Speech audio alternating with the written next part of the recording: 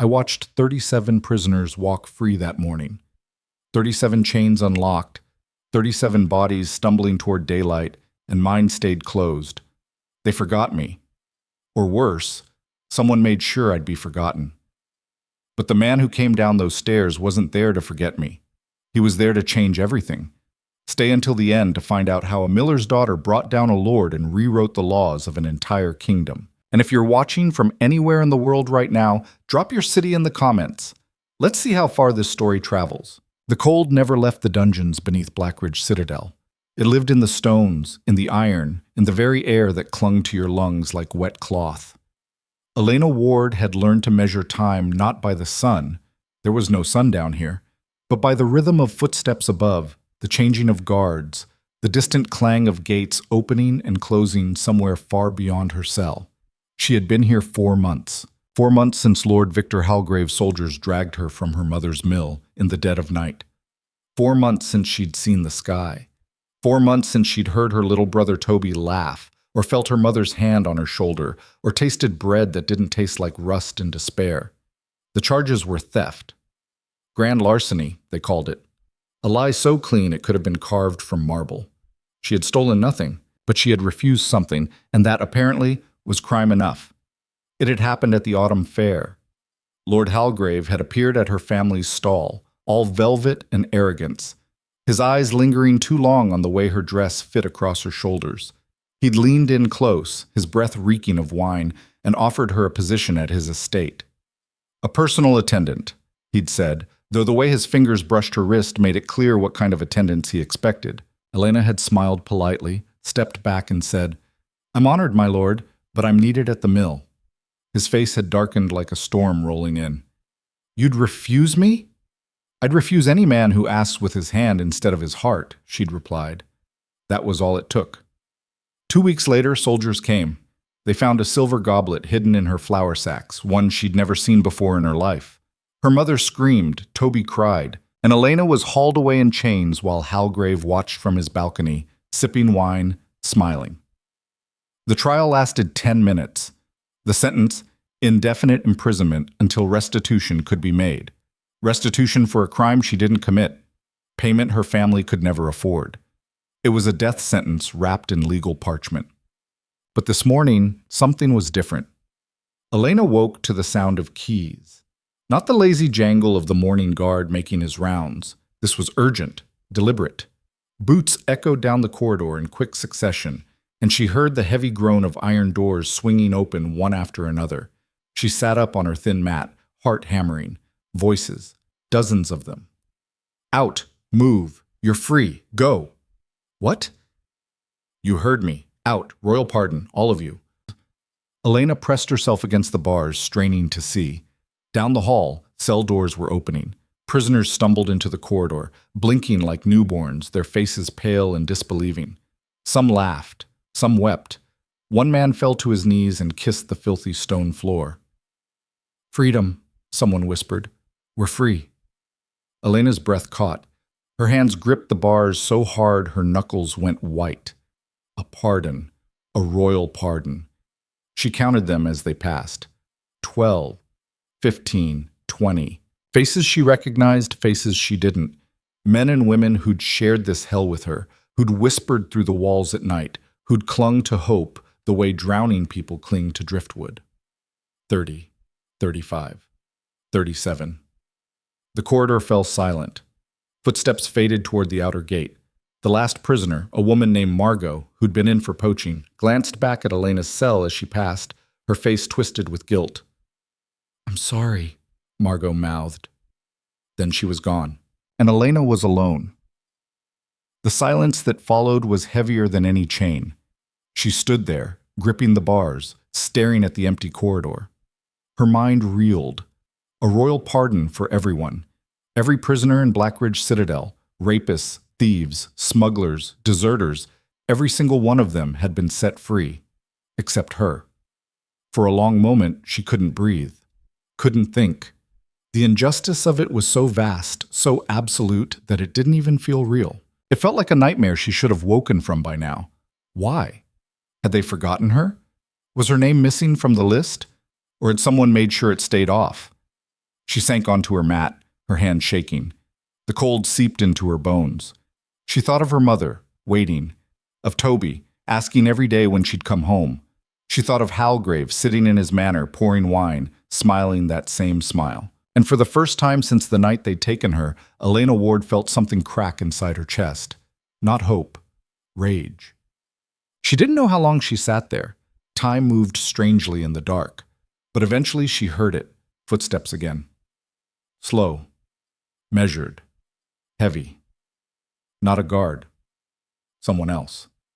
The sound grew closer, deliberate, echoing off the stone walls like a drumbeat.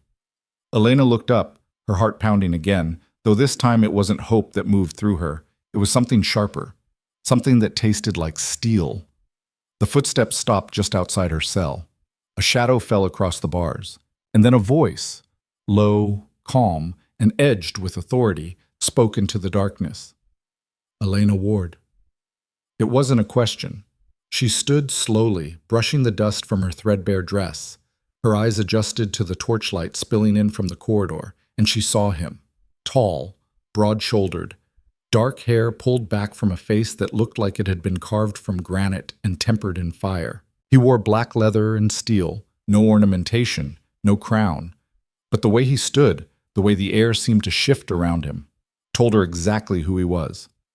Alpha King Adrian Varin, ruler of the northern frontier, commander of the Wolf Guard, the man who'd unified the fractured provinces under one iron banner and held them there through sheer will and force. She'd heard the stories, everyone had. He was ruthless, they said, unforgiving. A man who crushed rebellion with one hand and rebuilt cities with the other. Some called him a tyrant, others called him a savior. Elena called him nothing because she'd never expected to see him in her lifetime, let alone standing outside her cell. "You came for me," she said quietly. Not a question, a statement. His eyes, gray as winter steel, locked onto hers. "I did." Silence stretched between them, thick and loaded. "Why?" Elena asked. Adrian's jaw tightened. He glanced down the empty corridor, then back at her. "Because you're the only one left who can tell the truth." He gestured, and a guard stepped forward with a key. The lock clicked. The door swung open with a groan that sounded like a sigh of relief. Elena didn't move. "Step out," Adrian said. She stayed where she was, arms crossed. "You release 37 criminals and leave the one innocent woman locked up. Now you show up and expect me to just walk out? Just like that?" A flicker of something, surprise, respect, crossed his face. "You are innocent," he said evenly. "That's why I'm here."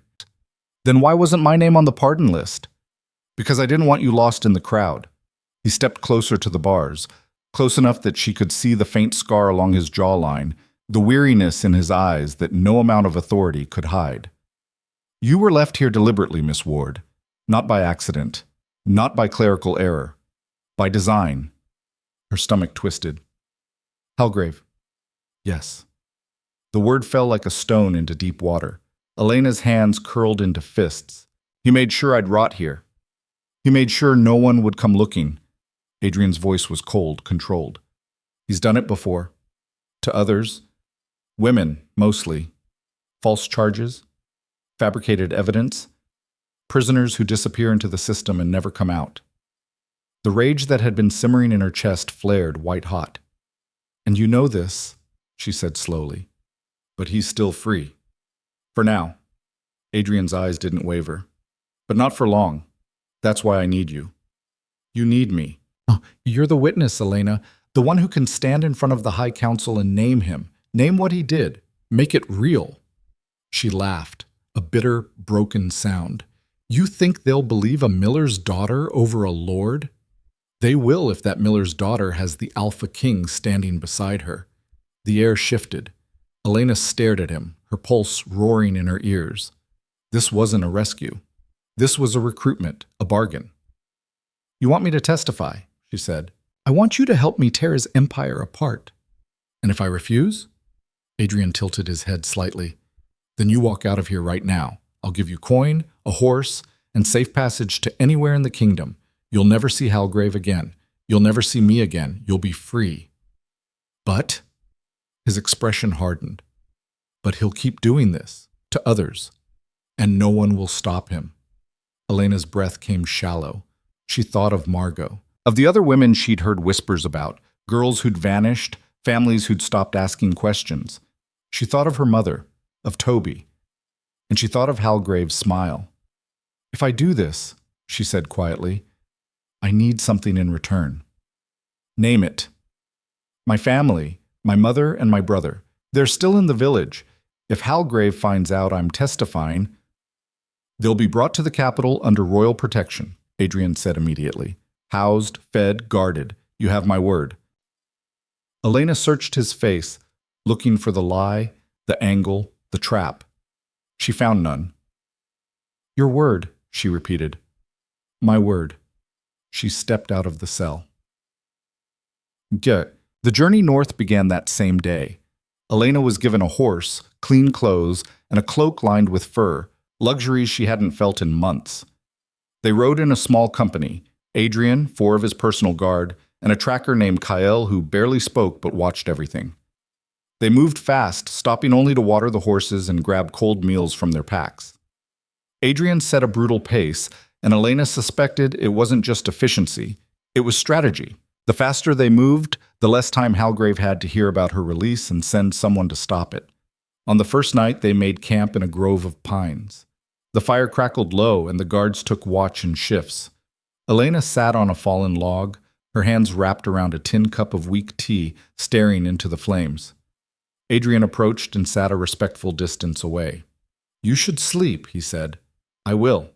You haven't closed your eyes since we left Blackridge." She glanced at him. "Neither have you." A faint smile tugged at the corner of his mouth. Barely there, gone in a heartbeat. "Touché." They sat in silence for a moment. The wind moved through the trees like a low whisper. "Why did you really come for me?" Elena asked. Adrian stared into the fire. "Because I'm tired of men like Halgrave." "So execute him. You're the king. You don't need me for that." "I need the law for that." His voice was quiet but firm. "If I just execute him without proof, without trial, I'm no better than the tyrants I spent 10 years tearing down. The council needs to see the truth. The people need to see justice done the right way." Elena studied him. This close, without the shadows of the dungeon between them, she could see the weight he carried, etched into the lines around his eyes, the set of his shoulders. "You believe in the law," she said. "I believe in what the law is supposed to be." He looked at her then, and his gaze was steady. "And I believe in people who refuse to break, even when the world tries to bury them." Her throat tightened. "I broke," she whispered. "Today, when I saw them all walk free and I didn't, I broke." "No," Adrian said quietly. "You bent. There's a difference." They reached the capital, Ironhold, on the 5th day. Elena had never seen anything like it. Blackridge had been stone and mud, a provincial backwater where even the Lord's manor looked tired. But Ironhold was a fortress and a city at once. Towering walls, wide streets, markets bursting with color and sound. The Wolfguard banner flew from every gate, a silver wolf on a field of black. People stopped to watch as they rode through. Word spread fast.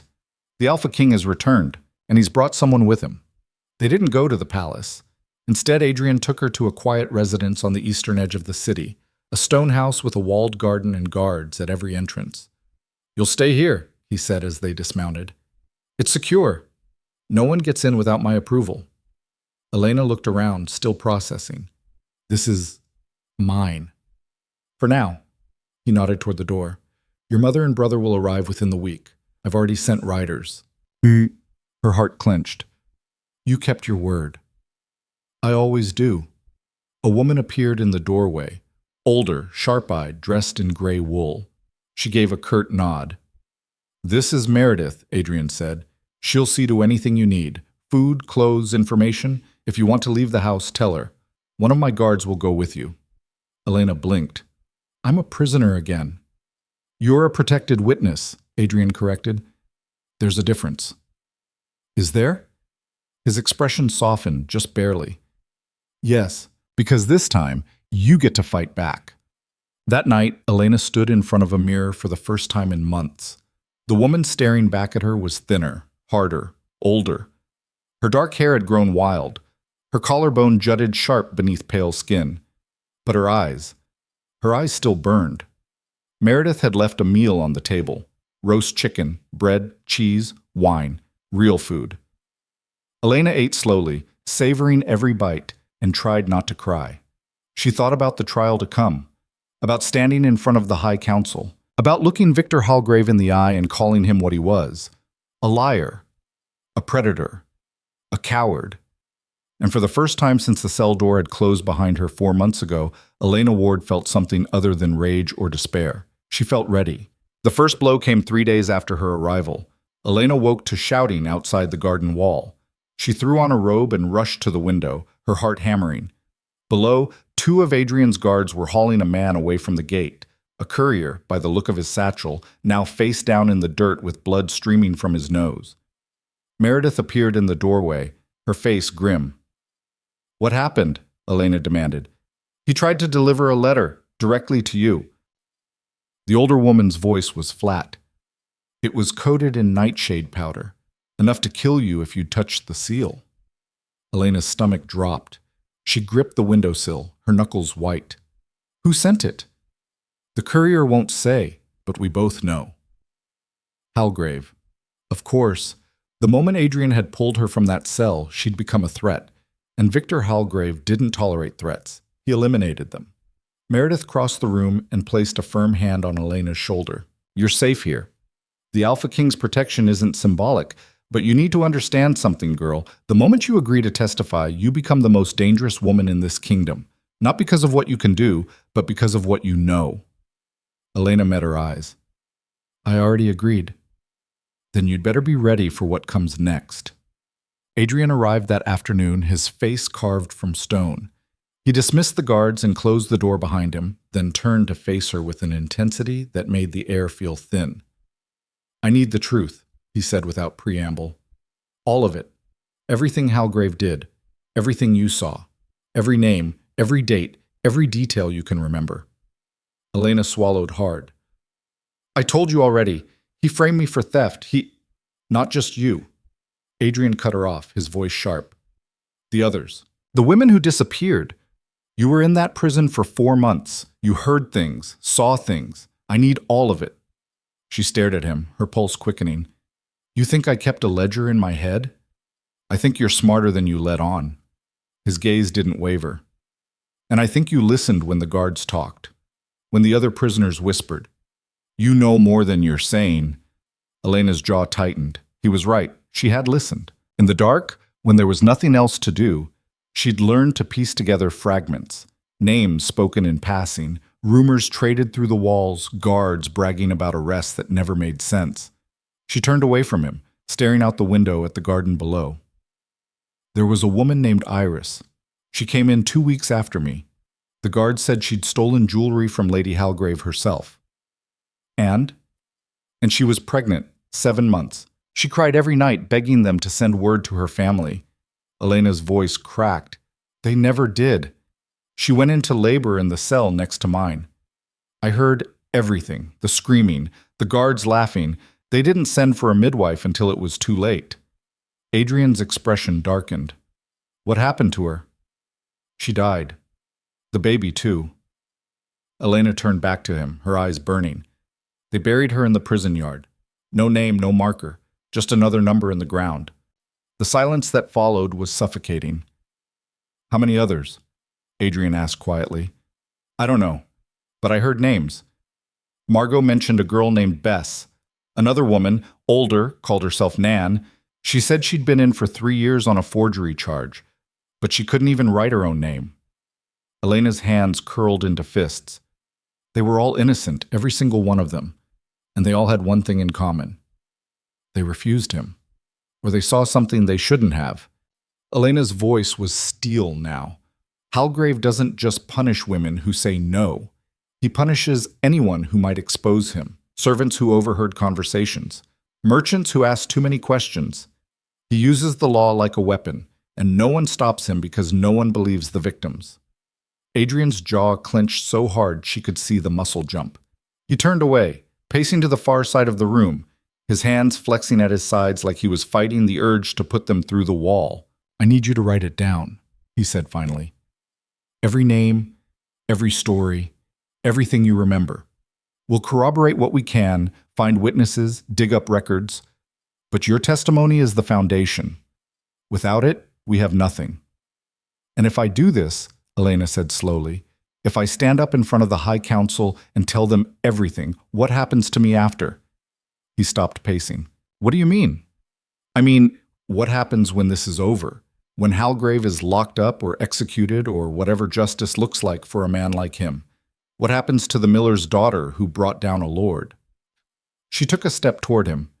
"Do you think I'll just go back to my village, grind wheat and pretend none of this happened? Do you think the nobility will forget my face?" Adrian turned to face her fully. "No, they won't." "Then what?" "Then you'll have a choice." His voice softened just slightly. "You can disappear. I'll give you enough gold to start over anywhere you want. A new name, a new life. Or you stay, here, in the capital." He held her gaze. "I've been watching you, Elena. The way you think. The way you notice things others miss. You're wasted in a mill. You could be useful here." She laughed, but there was no humor in it. "Useful? That's what I am to you? A tool?" "A partner." The word hung in the air between them. "Someone who understands what it means to fight a system that's rigged against you. Someone who won't back down just because it's easier."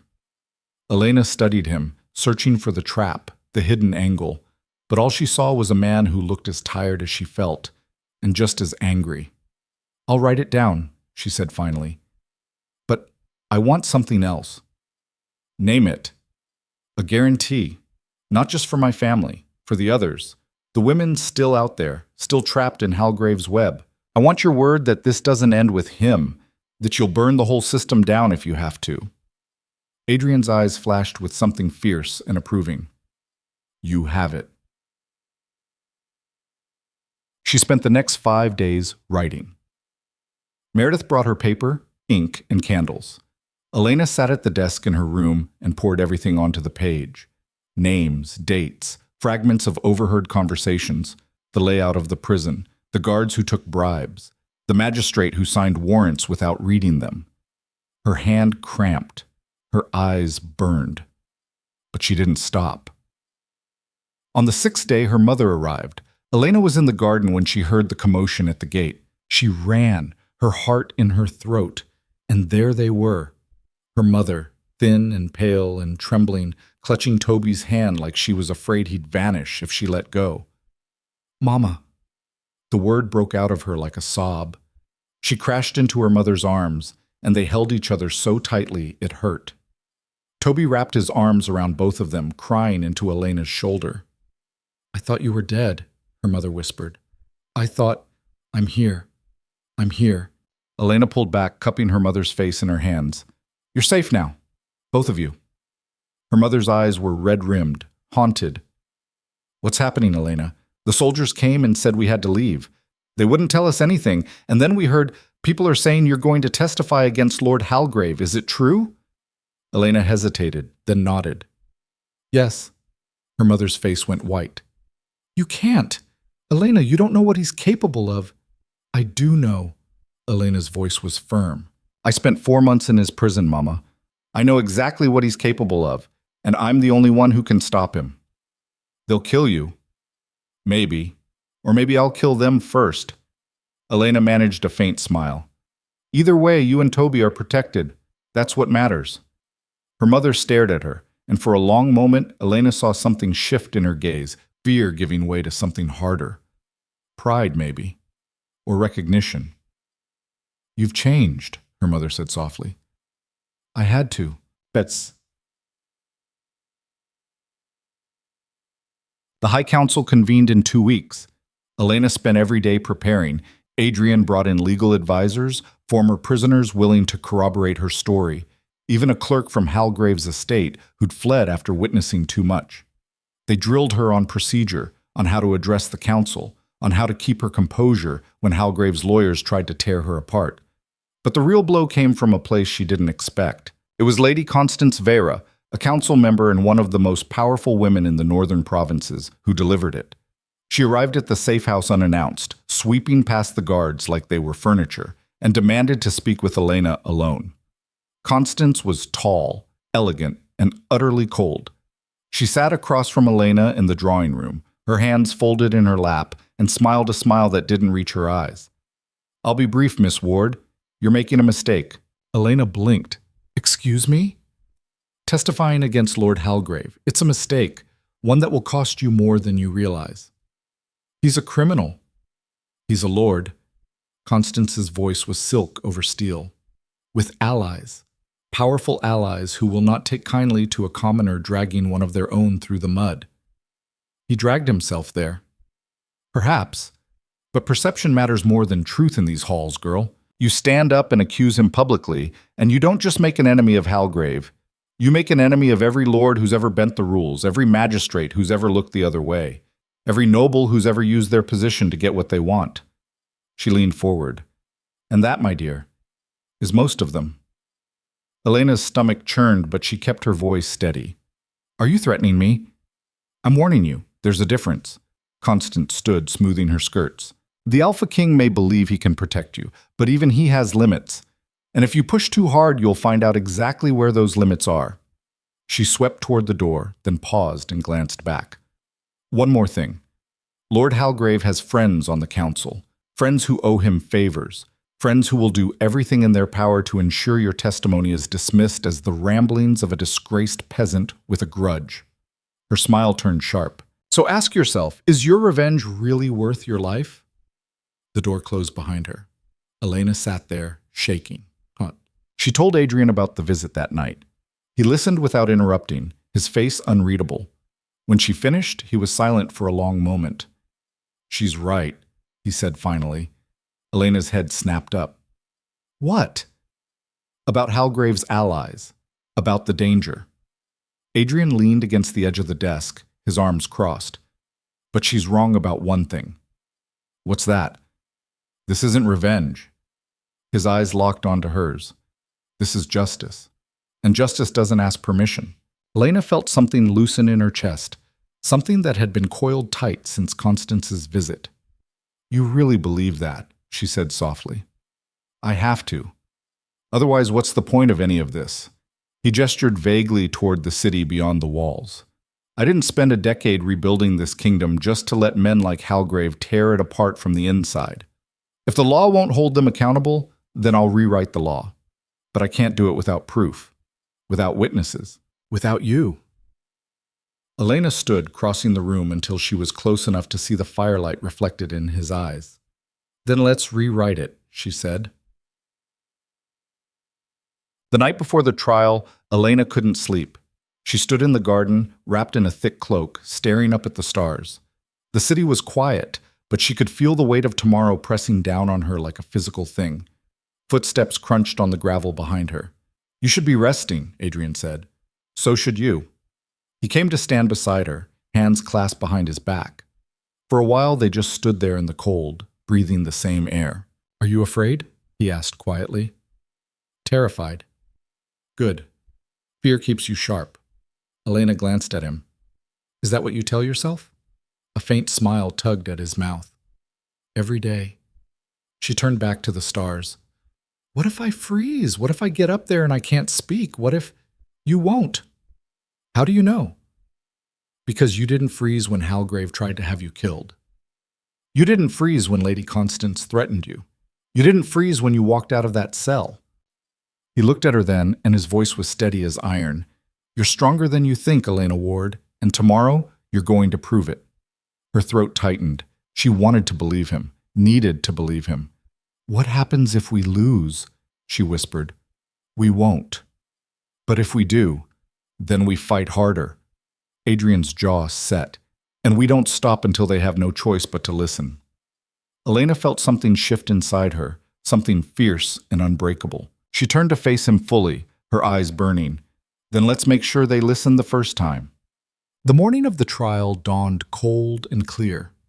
Elena dressed in the gown Meredith had prepared, deep blue, simple but elegant, with no ornamentation. She braided her hair, pinned it tight, and stared at herself in the mirror. The woman looking back at her was a stranger, hard, steady, ready. She left the safe house flanked by 4 guards. The streets were already crowded, word had spread, and half the city had turned out to watch. Some shouted her name, others spat curses. She kept her eyes forward and didn't flinch. The council hall loomed ahead, all stone and banners and judgment, and somewhere inside, Victor Halgrave was waiting. Elena took a breath, squared her shoulders, and walked through the doors. The chamber was vast, filled with rows of benches and a raised dais where the council members sat like judges at the end of the world. The air smelled of old wood and tension, and there, across the aisle, sat Halgrave. He looked exactly as she remembered, handsome, polished, smiling that same infuriating smile. When their eyes met, he raised his glass in a mock toast. Elena's hands curled into fists. Adrian stood at the front of the room, waiting. He caught her eye and gave the smallest nod. She walked forward, her footsteps echoing in the silence, and took her place at the witness stand. The head magistrate, a gray-haired man named Corvain, banged his gavel. "This council is now in session. Miss Elena Ward, you stand accused of making false and defamatory claims against Lord Victor Halgrave. How do you plead?" Elena lifted her chin. "Not guilty, because every word I've said is true." The room erupted, and the real battle began. The gavel came down like a thunderclap, but it did nothing to silence the chaos that had erupted across the council chamber. Voices rose in waves, some shouting support, others hurling insults. Elena stood at the witness stand, her knuckles white against the wooden railing, her heart pounding so hard she could feel it in her throat. Magistrate Corvain slammed the gavel again. "Order! I will have order in this chamber, or I will clear it."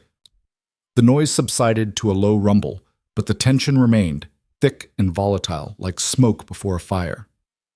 Corvain turned his cold gaze on Elena. "Miss Ward, you understand the gravity of the accusations you're making?" "I do." "And you're prepared to provide evidence to support these claims?" "I am."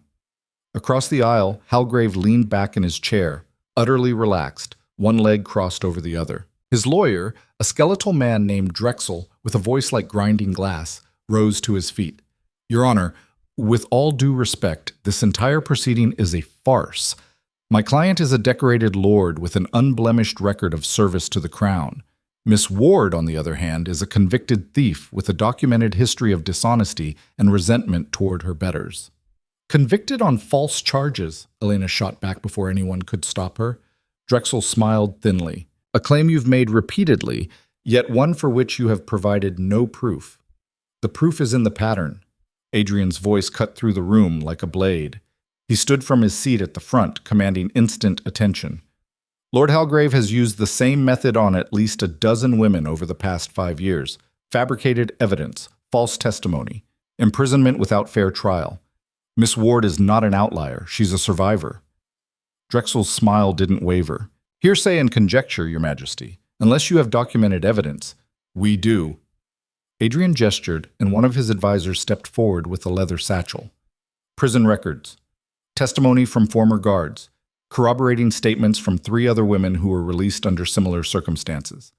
All of it points to a systematic abuse of power." The room went silent. Halgrave's smile finally slipped. "Just a fraction. Just enough." Corvain held up a hand. "The council will review the evidence, but first, we will hear Miss Ward's testimony in full. Proceed." Elena took a breath and forced herself to meet the magistrate's eyes. "Lord Halgrave came to my family's mill during the autumn fair. He made advances. I refused him. 2 weeks later, his soldiers arrested me for theft, a crime I didn't commit. The evidence was planted. The trial was a formality. I was sentenced to indefinite imprisonment." Her voice was steady now, gaining strength. "But I wasn't the first, and I wouldn't have been the last." "Can you name others?" Corvain asked. "Iris Lorne, Bess Heron, Nan Kellis, Margot Gray." Elena's voice rang out clear and strong. "All imprisoned on false charges, all silenced. Some of them are dead now because of him." Halgrave shot to his feet. "This is slander. She has no proof." "Sit down, Lord Halgrave," Corvain snapped. "You'll have your chance to speak." But Halgrave didn't sit. His face had gone red, his hands clenched into fists. I will not sit here and be accused by a peasant girl who who survived your attempt to bury her, Adrian said coldly. Sit down. For a long, dangerous moment, Halgrave stood there, trembling with barely contained rage. Then slowly, he sank back into his chair. Drexel placed a hand on his client's shoulder, murmuring something Elena couldn't hear. Then he turned back to the counsel. Your Honor, my client is understandably upset. These accusations are not only false, they are designed to damage his reputation and career. We request a recess to review the so-called evidence the Alpha King has presented. Corvain considered this, then nodded. Granted, 1 hour. We reconvene at midday. The gavel fell. Yet, Elena was escorted to a small antechamber off the main hall. 2 guards stood outside the door. Inside, Adrian paced like a caged wolf, his jaw tight, his hands flexing and unflexing. You did well, he said without looking at her. I barely started. You stood your ground. That's what matters. He stopped pacing and turned to face her. Drexel is going to come at you hard when we reconvene. He'll try to discredit you, make you look emotional, unreliable. You need to stay calm. Don't let him bait you. I'm not the one who looks emotional right now, Elena said quietly. Adrian's eyes flashed. Then, to her surprise, he laughed, a short, sharp sound. Fair point. The door opened and Kyle, the tracker who'd accompanied them from Blackridge, slipped inside. His face was grim. We have a problem. Adrian's expression hardened instantly. What kind of problem? 3 of our witnesses didn't show. The ones who were supposed to testify about the prison conditions. What do you mean, didn't show? I mean they're gone. Houses empty. No sign of struggle, but no sign of them either. Cale's voice was flat. Someone got to them. Elena's stomach dropped. Halgrave. Or his people, Cale agreed. They've had weeks to prepare. We should have seen this coming. Adrian swore under his breath. He turned to the window, staring out at the crowded courtyard below. How many witnesses do we still have? 2. Maybe 3 if we can track down the clerk who fled the estate. That's not enough. Adrian's hands braced against the windowsill. Not to convict a lord.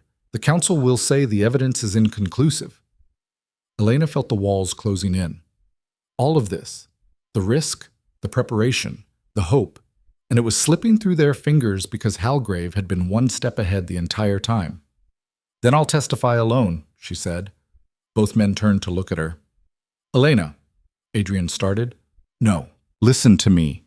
She stepped forward, her voice firm. You said I was the foundation, the witness who could make this real, so let me do it. Put me back on that stand and let me tell the whole story, every detail, every name, everything I saw and heard in that prison. They can try to discredit me all they want, but they can't erase the truth. They'll tear you apart, Kyle said bluntly. Let them try. Adrian studied her for a long moment, something unreadable in his eyes. Then he nodded slowly. All right, but if it goes wrong, if they turn on you, you get out of that chamber. Understood? Elena met his gaze. Understood. When the council reconvened, the atmosphere had shifted. The spectators were quieter now, expectant. Word had spread that something was coming. Elena took the stand again. Drexel stood waiting, a stack of papers in his hands and a predator's smile on his face. Miss Ward, he began smoothly, you've made some very serious allegations today. Let's examine them more closely, shall we? Elena said nothing. You claim Lord Halgrave planted evidence to frame you for theft, yet the arresting guards testified under oath that they found the stolen goblet in your possession. Are you saying they lied? Yes. All of them? Simultaneously? As part of some grand conspiracy? I'm saying they did what they were ordered to do. Drexel smiled. And who ordered them? Do you have proof? A written command, perhaps? A witness? Elena's jaw tightened. No, but no proof. Just your word against that of multiple sworn officers. Drexel turned to the council. Your Honor, this is precisely the problem with allowing testimony from convicted criminals. They will say anything to absolve themselves of guilt. I was never guilty, Elena said, her voice rising. The trial was a sham. I wasn't allowed to speak. I wasn't allowed to call witnesses. The magistrate who sentenced me was on Hallgrave's payroll. Another accusation without evidence, Drexel interrupted. Miss Ward, do you have any proof to support any of these claims? Or is this entire testimony based on your feelings and assumptions? Elena's hands curled into fists. She could feel the counsel's eyes on her, skeptical, weighing her words and finding them wanting. I have the truth, she said quietly. The truth. Drexel's smile widened. A convenient phrase. Tell me, Miss Ward, is it also the truth that you were seen in Lord Hallgrave's company on multiple occasions prior to your arrest? That you visited his estate voluntarily? That witnesses observed you? That's a lie. Engaging in what appeared to be intimate conversation with, I said that's a lie! Elena's voice cracked like a whip across the chamber. The room went dead silent. Drexel turned to face her fully, his expression one of mock concern. Are you calling the witnesses liars, Miss Ward, or are you simply uncomfortable with the fact that your relationship with Lord Hallgrave was more complicated than you've admitted? Elena felt the blood drain from her face. She understood what he was doing, twisting the narrative, making it look like she'd been complicit, like she'd wanted Hallgrave's attention, and then turned vindictive when things went sour. That's not what happened, she said, but her voice sounded weak even to her own ears. Then what did happen? Drexel pressed. Did you or did you not visit Lord Hallgrave's estate? I delivered grain, my family's mill supplies. So you admit you had contact with him? Business contact. Deliveries, that's not... And during these deliveries, did Lord Hallgrave ever behave inappropriately toward you? Elena hesitated. The truth was, yes. There had been moments, comments, looks that made her skin crawl. But if she admitted that now, Drexel would twist it, make it sound like she'd encouraged it. He made me uncomfortable, she said carefully. Uncomfortable. Not assaulted. Not threatened. Uncomfortable. Drexel turned to the counsel again. Your Honor, what we have here is a woman who had regular contact with a nobleman, felt uncomfortable by his attention, and is now using a criminal conviction to exact revenge by making wild, unsubstantiated... The door at the back of the chamber exploded inward. Everyone spun around. A woman stood in the doorway, her clothes torn and muddy, her face bruised, her eyes blazing. She was flanked by two of Adrian's guards, who looked equally shocked to see her. My name is Bess Heron, the woman announced, her voice hoarse but clear. And everything Elena Ward just said is true. The chamber erupted in chaos. Bess stumbled forward, supported by the guards. Elena's heart hammered in her chest. Bess Heron, one of the names she'd mentioned, one of the women who'd supposedly disappeared. Adrian was on his feet instantly. Get her water, get her a chair. Corvain slammed his gavel repeatedly. Who is this woman? How did she get in here?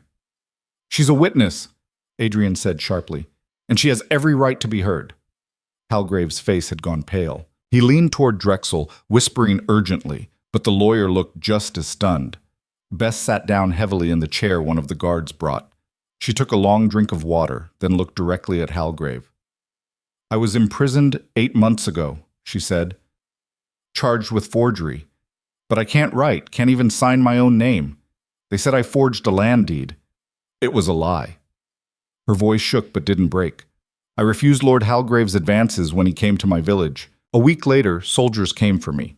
I spent 6 months in that prison before they released me without explanation. No trial, no apology. Just out. Why didn't you come forward before? Corvain asked. Because I was afraid. Bess's eyes glistened. Because I thought no one would believe me. Because I thought if I spoke up, he'd come for my family next. She looked at Elena. But then I heard she was testifying, and I thought, if she's brave enough to do this, maybe I can be too. Elena felt tears prick her eyes. She wanted to run to Bess, to thank her, to hold her hand, but she stayed where she was, frozen in place. Drexel recovered quickly. Your Honor, this is clearly a coordinated effort to tell the truth, another voice interrupted. A second woman stepped through the door, then a third, then a fourth. They kept coming. Women Elena had never seen before.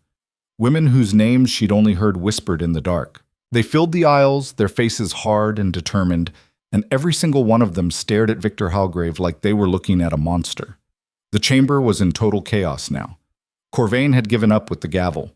Adrian stood at the front, his expression fierce and triumphant, and Halgrave stood slowly, his chair scraping against the stone floor. His face was no longer pale. It was red, twisted with rage, his carefully constructed facade finally cracking apart. "Enough!" he roared. "Enough of this farce!"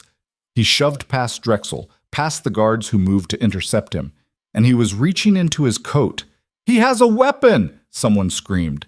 Everything happened at once. Halgrave pulled a blade from inside his coat, a short, wicked thing that gleamed in the torchlight. He lunged toward Elena, his face contorted with fury, his mouth open in a wordless snarl. Elena didn't freeze. She grabbed the heavy iron candelabra from the witness stand and swung it with every ounce of strength she had. It connected with Halgrave's wrist with a sickening crack. The blade went flying, clattering across the stone floor. Halgrave stumbled, clutching his arm, and before he could recover, Adrian was there. The Alpha King moved like lightning. He caught Halgrave by the collar and slammed him into the floor so hard the impact echoed through the chamber. Halgrave tried to rise, tried to fight back, but Adrian put a knee on his chest and pressed down until the Lord went still. "Stay down," Adrian growled.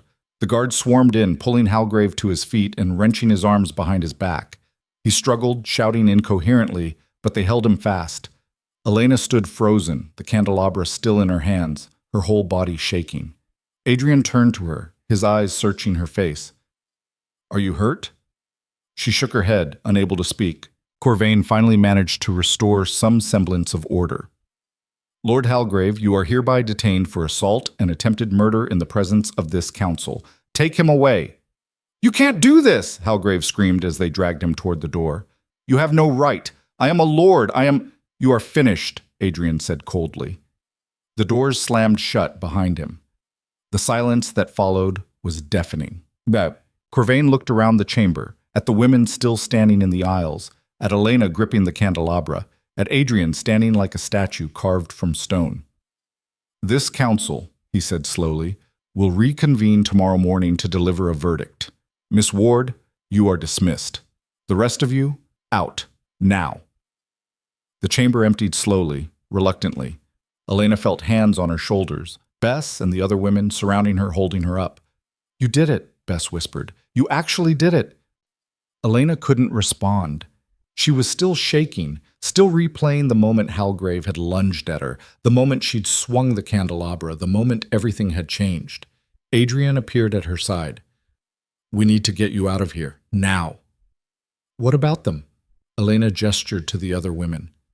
"They'll be protected, I promise. But you're the one he tried to kill in front of the entire council. That makes you a target." Elena let him guide her toward the side exit, flanked by guards.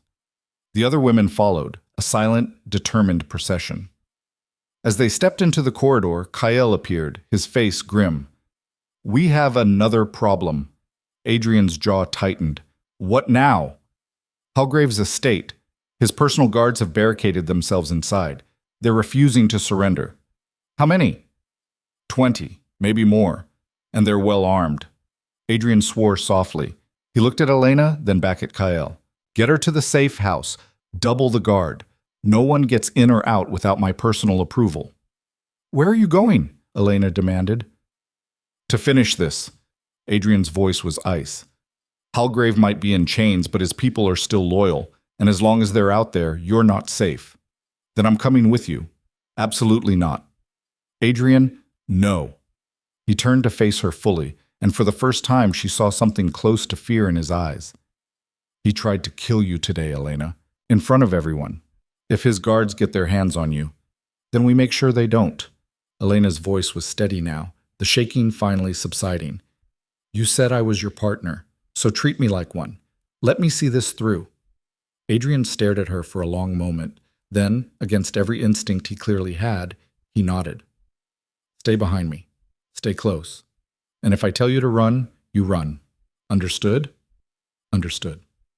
They rode for Halgrave's estate as the sun began to set, painting the sky in shades of blood and fire.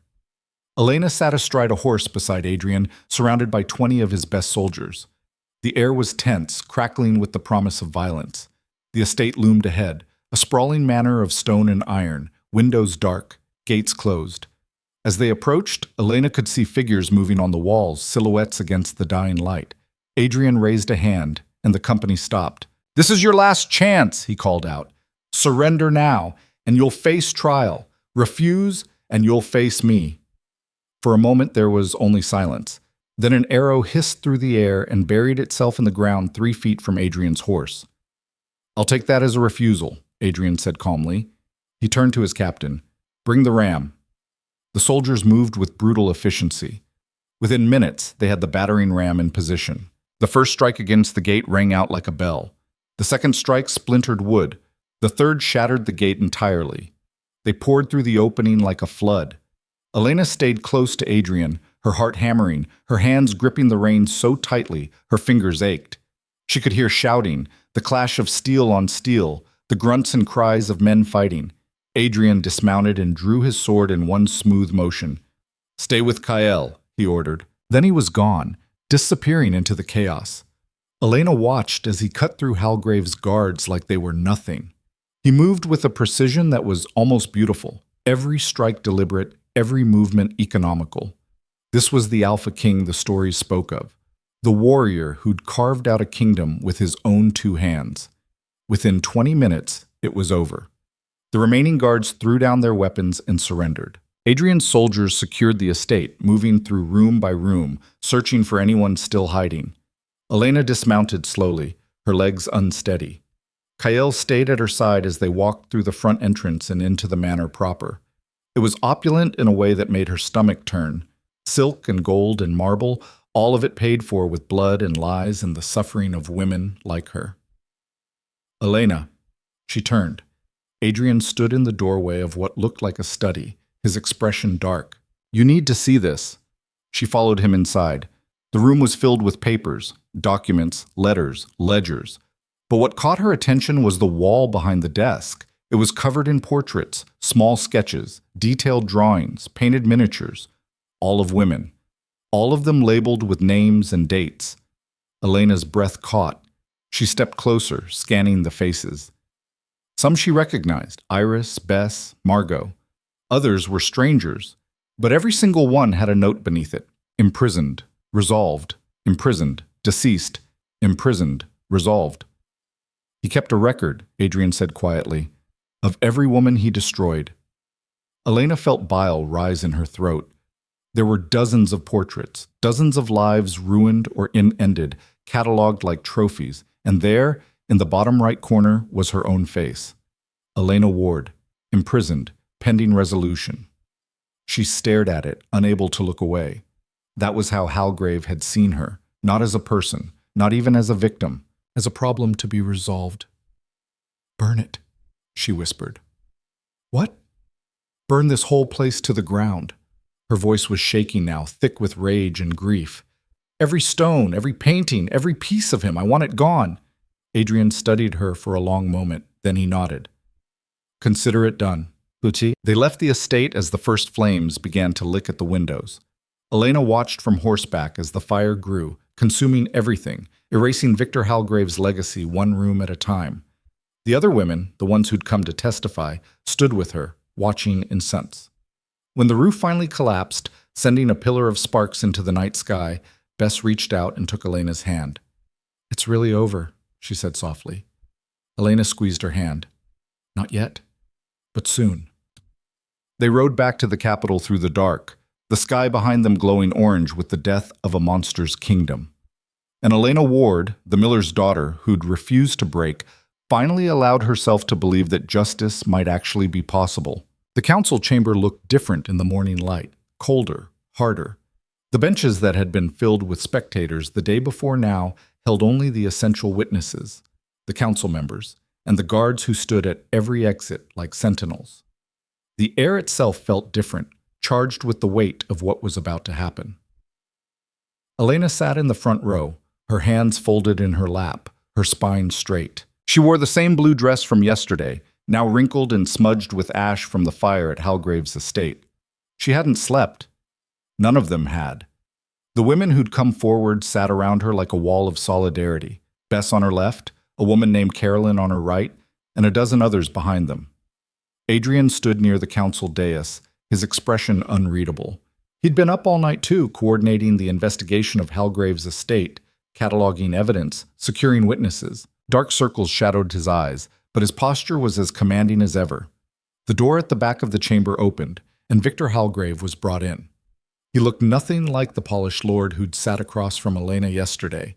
His fine clothes were rumpled, his hands bound in iron manacles, his face pale and gaunt. But his eyes, those were the same. Still burning with rage, still looking at Elena like she was something to be destroyed. The guards forced him into a chair. He didn't struggle, didn't speak, just stared. Magistrate Corvain entered last, his robes sweeping behind him. He took his seat at the center of the dais and surveyed the room with the cold assessment of a man who'd seen too much and believed too little. This council reconvenes to deliver judgment in the matter of Lord Victor Halgrave. His voice cut through the silence like a blade. The charges are as follows: systematic abuse of judicial authority, false imprisonment, conspiracy to commit murder, and attempted murder in the presence of this council. Halgrave's lawyer Drexel stood. He looked smaller today, diminished. Your Honor, my client maintains his innocence on all charges. The events of yesterday were the result of extreme emotional distress caused by the slanderous accusations. Sit down, counselor. Corvain's voice was ice. Your client drew a weapon in this chamber and attempted to kill a witness under the Crown's protection. There is no defense for that. The only question before this council is whether the additional charges are supported by evidence. Drexel sat. He didn't try again. Corvain turned to Adrian. Your Majesty, you've presented extensive documentation. Summarize it for the record. Adrian stepped forward. The evidence includes prison records showing irregular detentions without proper warrants, testimony from 17 women who were falsely imprisoned under Lord Halgrave's authority, documented payments from Halgrave's estate to magistrates and guards, and physical evidence recovered from his manor, including a detailed record of his victims. A murmur rippled through the chamber. These records, Adrian continued, his voice steady and unyielding, show a pattern spanning 5 years. 23 women imprisoned on fabricated charges. 8 of them died in custody. The rest were released without explanation or compensation after varying periods of detention. In every case, the women had either refused Lord Halgrave's advances or witnessed activities he wanted silenced. Lies, Halgrave spat. His voice was hoarse, raw. Every word is a lie concocted by that peasant girl in her butt. Silence. Corvain's gavel came down once. You will have your chance to speak, Lord Halgrave, but not until I'm finished. Halgrave's jaw clamped shut, but his eyes promised murder. Corvain turned to Elena. Miss Ward, stand. She rose slowly, her heart hammering. You triggered this investigation with your testimony. You put yourself at considerable risk to bring these allegations forward. The council acknowledges your courage. He paused, and something shifted in his expression, something that might have been respect. And we acknowledge that your testimony appears to be supported by substantial evidence. Elena felt something crack open in her chest. Not relief. Not yet. But the first fragile edge of it. Corvain turned to the other council members. Lord Thane, Lady Constance, Magistrate Brennan, your assessments. Lord Thane, a grizzled older man with a soldier's bearing, spoke first. The evidence is damning. If even half of what's been presented is true, Halgrave has committed crimes that warrant the harshest penalty. Lady Constance, the same woman who'd warned Elena to back down, was next. She looked directly at Elena as she spoke, her voice measured but firm. I reviewed the prison records personally. The irregularities are undeniable. Warrants signed without proper authority. Releases ordered without judicial review. Payments that cannot be explained. She paused. I was wrong to dismiss this case. The evidence speaks for itself. Elena's breath caught. Constance had warned her, threatened her, but now she was admitting she'd been wrong, in front of everyone. Magistrate Brennan, a thin man with sharp features, was last. I concur with my colleagues. The documentation alone is sufficient for conviction. The testimony of the victims provides context and motive. And Lord Halgrave's actions yesterday, attempting to murder a witness, Demonstrate both guilt and consciousness of guilt. Corvain nodded slowly. He looked at Halgrave. Lord Victor Halgrave, this council finds you guilty on all charges. You are hereby stripped of all titles, lands, and holdings. Your assets will be seized and distributed as restitution to your victims. You are sentenced to life imprisonment under the Crown's custody to be carried out immediately. The chamber erupted. Some shouted in triumph. Others gasped in shock. The nobles in attendance looked stunned. A lord convicted, stripped of everything, based on the testimony of commoners. It was unprecedented. Halgrave lunged to his feet, his face contorted with rage. "You can't do this! I am nobility! I have rights! I have—" Adrian moved. He crossed the distance between them in 3 strides and stood toe-to-toe with Halgrave, close enough that no one else could hear what he said next. But Elena could see Adrian's lips move, could see the way Halgrave's face went from red to white in an instant, could see the moment something inside the disgraced lord finally broke. "Take him away," Adrian said, loud enough for everyone to hear. The guards hauled Halgrave toward the door. He didn't fight this time, didn't scream. He just stared at Elena as they dragged him past, and in his eyes she saw something she'd never expected to see. Fear. The door slammed shut behind him, and Victor Halgrave was gone. The chamber emptied slowly. Elena stayed seated, unable to move, unable to process what had just happened. Around her, the other women were crying, holding each other, laughing through their tears. Bess pulled Elena into a fierce hug.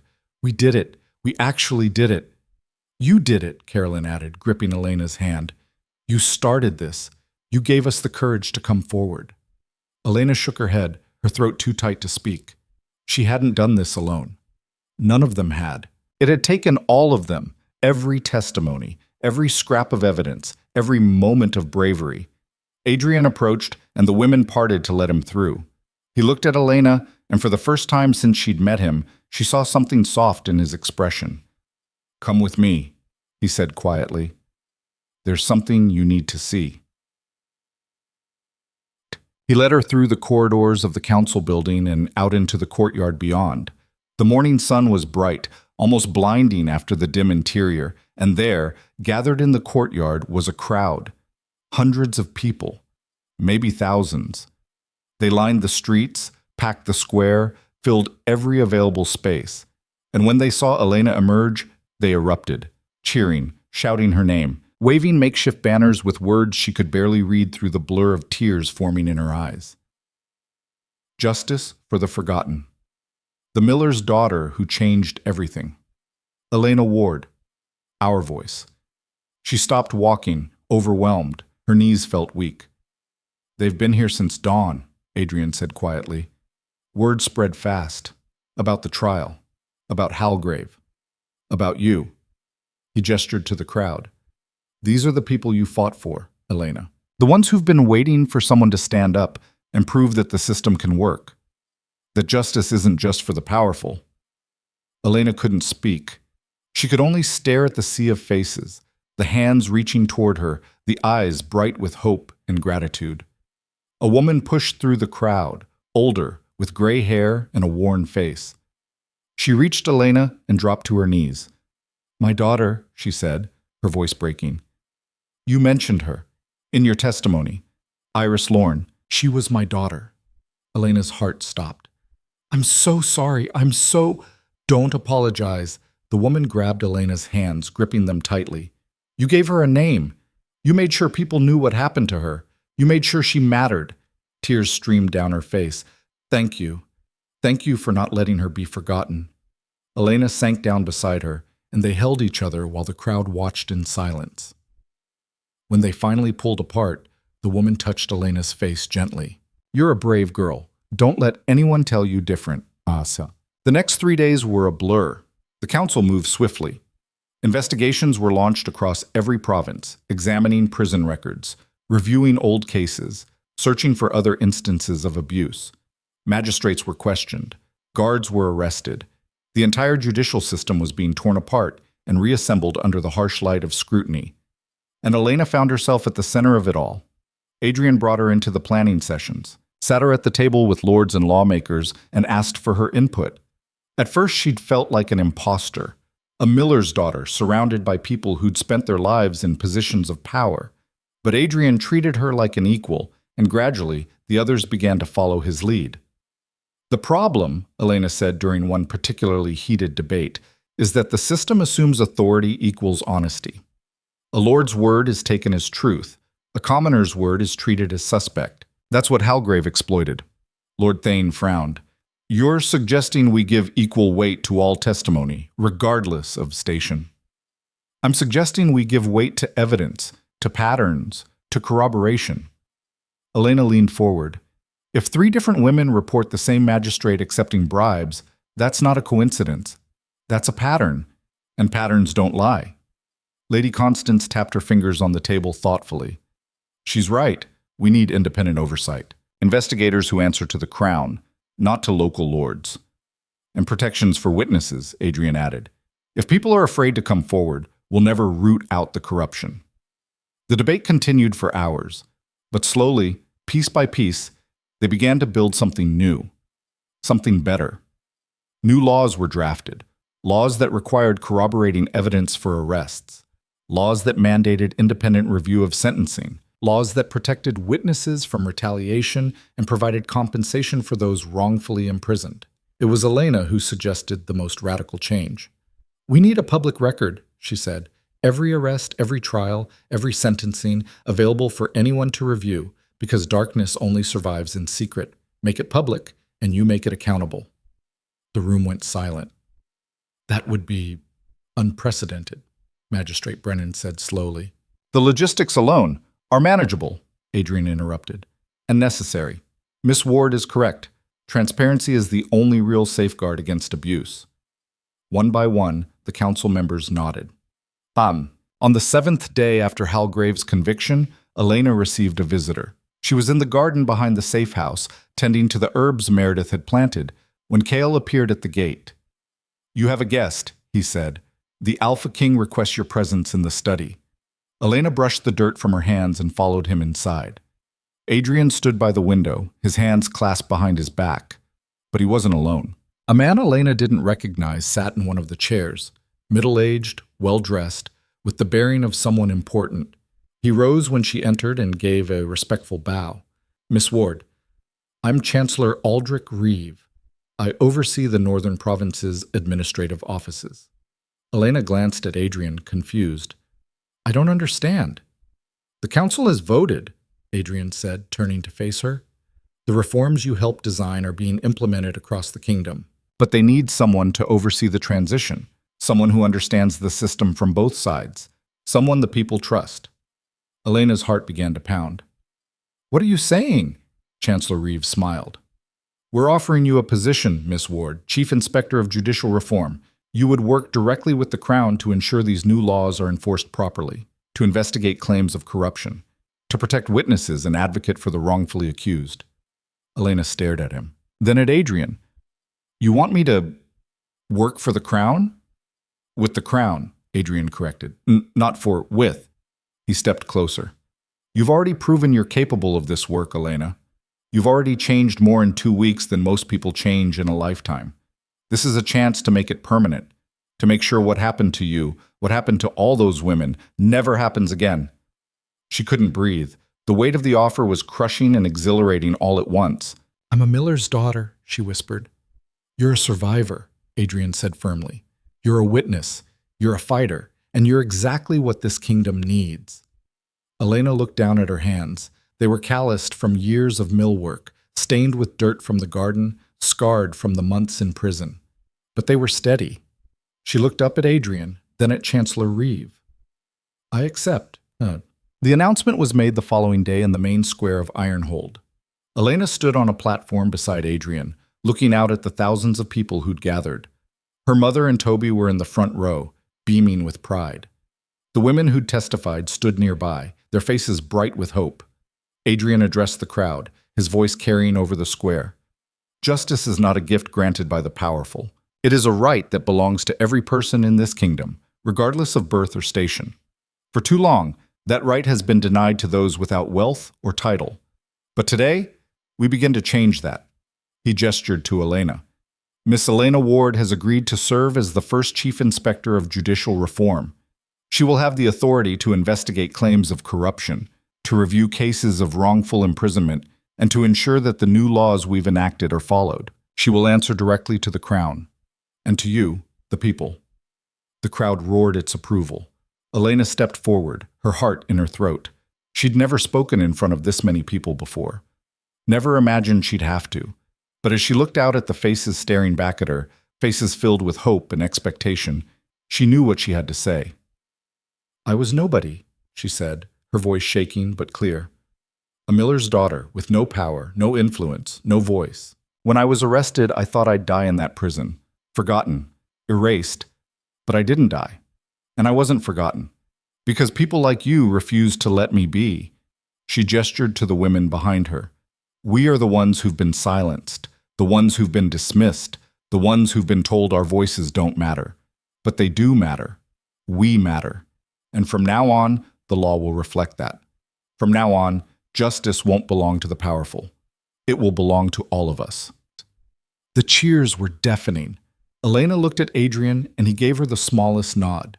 Pride, respect, partnership. She turned back to the crowd and let herself smile. That night, after the ceremonies and speeches and celebrations had ended, Elena found herself alone in the garden again.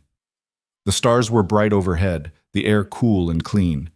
She sat on the stone bench and let the silence wash over her. Footsteps approached.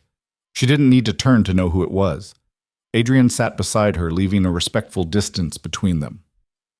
"You did well today," he said. "I almost threw up twice." He laughed. A real laugh, warm and genuine. "I throw up before every major speech.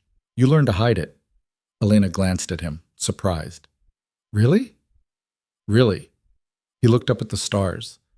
"People think leadership is about confidence. It's not. It's about doing what needs to be done even when you're terrified." "Is that what you've been doing? This whole time?" "Every single day." They sat in comfortable silence for a moment. "Thank you," Elena said quietly, "for believing me, for giving me a chance, for everything." "You don't need to thank me, Elena. You earned this, every bit of it." He turned to look at her, and in the moonlight his expression was softer than she'd ever seen it. "You changed this kingdom. You changed me.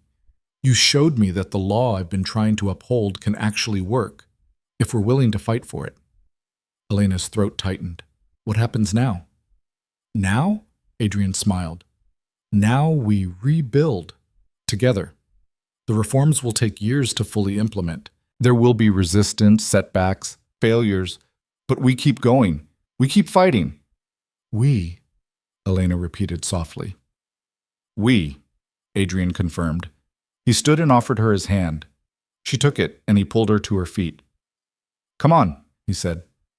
"There's someone I want you to meet tomorrow, a magistrate in the eastern provinces who's been requesting an investigation for months. I think you'll like her." Elena smiled. "Already putting me to work? Already changing the world?" They walked back toward the house together, side by side, equal partners in the fight that was only just beginning. And for the first time since the night she'd been dragged from her home in chains, Elena Ward felt something she'd thought she'd lost forever. Hope.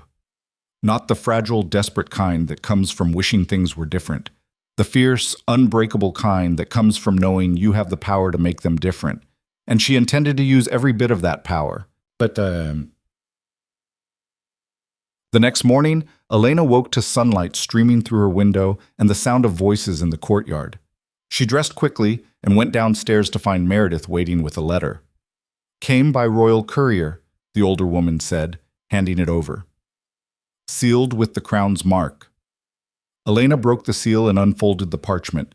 It was written in Adrian's precise handwriting. "Elena, the magistrate I mentioned is in a town called Millbrook, 3 days' ride east. She's been documenting irregularities in her district for over a year, but has been blocked at every turn by the local lord. I'm sending Kyle and a security detail with you. This is your first official investigation. Show them what justice looks like." Elena folded the letter carefully, her heart pounding with anticipation. Her first case, her first chance to put the new laws into practice, Her first opportunity to prove that the system they'd built could actually work. She looked up at Meredith, who was watching her with something that might have been approval. "I need to pack," Elena said. "Already done. Your horse is being saddled as we speak." Meredith's stern expression cracked into the faintest smile. "Go change the world, girl. It's what you're good at." Elena grinned and ran upstairs to change into riding clothes. By the time she emerged, Kyle and 4 guards were waiting in the courtyard, along with Bess and 2 other women who'd volunteered to help with the investigation. "Ready?" Kyle asked. Elena swung herself into the saddle, feeling the familiar weight of purpose settle over her shoulders. "Ready?" They rode out of Ironhold as the sun climbed higher, heading east toward Millbrook and toward whatever came next. Behind them, the capital buzzed with the work of transformation. New laws being written, old cases being reviewed, a system slowly, painfully, finally beginning to change. And ahead of them, somewhere in the eastern provinces, a magistrate waited for justice to arrive.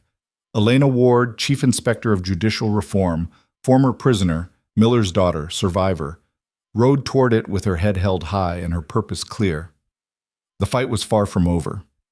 But for the first time in a long time, she knew they could win it. The road to Millbrook cut through farmland and forest, winding east toward the mountains that marked the edge of the northern frontier. Elena had never been this far from home before. Even Ironhold, with all its stone and grandeur, had felt like another world. But out here, riding through villages where people stopped their work to watch her pass, she felt the true weight of what she'd become. Not a prisoner, not a victim, something else entirely. The landscape changed as they traveled. The fertile fields near the capital gave way to rockier terrain, dotted with pine forests and swift-running streams. They passed through hamlets where children ran alongside their horses, shouting questions, past farms where workers paused mid-swing to stare. Word had spread faster than Elena could have imagined. The miller's daughter, who'd brought down a lord, now riding east with the Alpha King's authority behind her. Kale rode at the front of their small company, his eyes constantly scanning the horizon. Behind Elena came Bess and 2 other women who'd volunteered to help with investigations.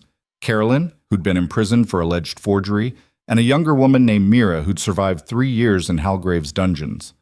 4 guards completed their party, all handpicked by Adrian himself. They made camp on the second night beside a river, the water running black and silver under the moonlight. Elena sat by the fire, warming her hands, while Kyle and the guards set up a perimeter. The air was crisp and cold, carrying the scent of pine and wood smoke. Bess settled beside her, wrapping a blanket around her shoulders. "You're quiet." "Thinking." "About?" Elena stared into the flames, watching them dance and flicker. "About what happens if we fail. If the magistrate in Millbrook is as corrupt as the ones Halgrave bought. If the local lord refuses to cooperate. If the people don't believe us." She paused, her voice dropping. "If we're wrong about all of this." Bess was quiet for a moment, pulling her own blanket tighter. "You know what I thought about every day in that prison? I thought about how much I wanted someone, anyone, to just listen, to hear what happened to me and believe it was real, to look at me like I mattered." She turned to Elena, her eyes reflecting the firelight. "You gave that to me, to all of us. Even if Millbrook doesn't work out, even if this whole thing falls apart tomorrow, you already changed everything. You changed me. Don't forget that." Elena felt her throat tighten. "I'm terrified I'll let everyone down." "Then you're human," Bess smiled faintly. "But being terrified doesn't mean you stop. It means you're doing something that matters. The day you stop being scared is the day you should worry." Mira approached the fire, carrying a pot of something that smelled like stew. She ladled portions into wooden bowls and passed them around. "Kyle says we'll reach Millbrook by midday tomorrow. He also says the local lord, Taro, has a reputation." "What kind of reputation?" Elena asked. "The kind that comes from money and cruelty in equal measure." Mira sat down, her expression dark. "I asked around in the last village we passed. People are afraid of him. They don't talk openly, but you can see it in their faces. That same look we all had in prison." Carolyn nodded. "Fear has a smell. You learn to recognize it." Elena took a sip of the stew, barely tasting it. She'd seen that fear in the mirror for 4 months, had worn it like a second skin. And now she was riding toward it again, willingly, Because someone had to. We'll be careful, she said finally. We'll gather evidence, build our case, and do this right, just like with Halgrave. Halgrave tried to kill you in front of the entire High Council, Bess pointed out. I'm not sure that counts as right. It worked, didn't it? They laughed, nervous, brittle laughter that released some of the tension. Kael returned from checking the perimeter and joined them by the fire, accepting a bowl of stew with a nod of thanks. Double watch tonight, he said. We're close enough to Taro's territory that I don't want to take chances. If he knows we're coming— He knows, Mira interrupted. Information like this doesn't stay secret. The question is what he'll do about it. Kael's expression was grim. That's what worries me. They finished their meal in silence, each lost in their own thoughts. Elena watched the fire burn down to embers, watched the stars wheel overhead, and tried not to think about all the ways this could go wrong. They reached Millbrook on the afternoon of the third day, as the sun hung low in the western sky, painting everything in shades of gold and amber. The town was smaller than Elena had expected, maybe 2,000 people, clustered around a central marketplace where merchants hawked grain and wool and ironwork. The buildings were timber and stone, well-maintained but modest. A river ran through the center of town, crossed by 3 wooden bridges, and beyond it rose the hills where Magistrate Crane had said Lord Taro's illegal mines operated. But there was something wrong with the place. Elena felt it immediately, a tension in the air, something tight and wary in the way people moved and spoke. Conversations died as their party rode through. Merchants stopped mid-pitch. Workers paused in doorways, watching with expressions that mixed hope and fear in equal measure. They know why we're here, Bess murmured. Good, Elena said. Let them know justice doesn't stop at city walls. Kael rode beside Elena, his eyes scanning the crowd. Stay alert. If the local lord knows we're coming, he might try to interfere, or worse. What's worse than interference? Making us disappear before we can do anything. Elena's hand instinctively moved to the small knife she'd started carrying at her belt. Adrian had insisted she learn to use it, and she'd spent hours in the training yard with his weapons master. She wasn't skilled, but she was no longer helpless. That counted for something. They made their way through the town to the magistrate's office, a modest stone building near the center square, identifiable by the kingdom's crest carved above the door. A woman stood outside, her arms crossed, her expression guarded but alert. She was tall and lean, with iron-gray hair pulled back in a severe bun and eyes that missed nothing. Her clothes were practical, dark wool and leather, no ornamentation, and she carried herself like someone who'd learned early that authority had to be earned, not assumed. As Elena dismounted, the woman stepped forward, her gaze sweeping over their party with professional assessment. Elena Ward? That's me? Magistrate Lydia Crane. The woman's handshake was firm, her gaze appraising. I've been expecting you, though I'll admit I didn't think the Crown would actually send anyone. Most of my requests for investigation have been filed and forgotten. Not this time, Elena said. The Alpha King takes these matters seriously now. Lydia's mouth twitched. Not quite a smile, but close. So I've heard. The reforms out of Ironhold have been the talk of every magistrate's office in the kingdom. Some are celebrating, others are scrambling to cover their tracks. She glanced at the guards, then back to Elena. Come inside. We have a lot to discuss, and not much time. Taro knows you're here by now. He has eyes everywhere. Elena nodded to Kael, who dismounted and began organizing the guards. Bess, Carolyn, and Mira followed Elena inside, their boots echoing on the stone floor. The magistrate's office was cramped and cluttered with ledgers, maps, and stacks of documents that looked like they hadn't been filed in years. Papers covered every surface. A large map of the district hung on one wall, marked with pins and notations in Lydia's precise handwriting. The air smelled of ink, old paper, and the faint mustiness that came with too many records stored in too small a space. Lydia cleared a space at the table and spread out a series of papers covered in meticulous handwriting, columns of numbers, dates, and names. I've been tracking irregularities in this district for 18 months, she said without preamble. Arrests without warrants, trials held in secret or not at all. Sentencings that make no sense. Minor offenses resulting in years of labor, serious crimes dismissed with a warning. And at the center of it all is Lord Edmund Taro. Elena leaned over the documents, scanning the names and dates. Her heart sank as she recognized the pattern. The same pattern Halgrave had used, just applied differently. What's he using the arrest for? Labor. Lydia's voice was flat, emotionless, but Elena could hear the anger simmering beneath. He's been running illegal mining operations in the hills north of here. Iron ore mostly. Needs workers but doesn't want to pay wages. So he manufactures charges, gets people imprisoned through friendly magistrates, most of whom he's bought off, and ships them off to the mines under the guise of rehabilitation through work. That's slavery, Mira said quietly, her face pale. Technically, it's legal labor as part of their sentence, Lydia corrected, which makes it harder to prosecute. On paper, everything looks legitimate. It's only when you start connecting the dots, looking at the pattern of arrests and the conditions in the mines, that you see what's really happening. Elena's stomach turned. How many? At least 40 over the past year, maybe more. It's hard to say. He's good at covering his tracks.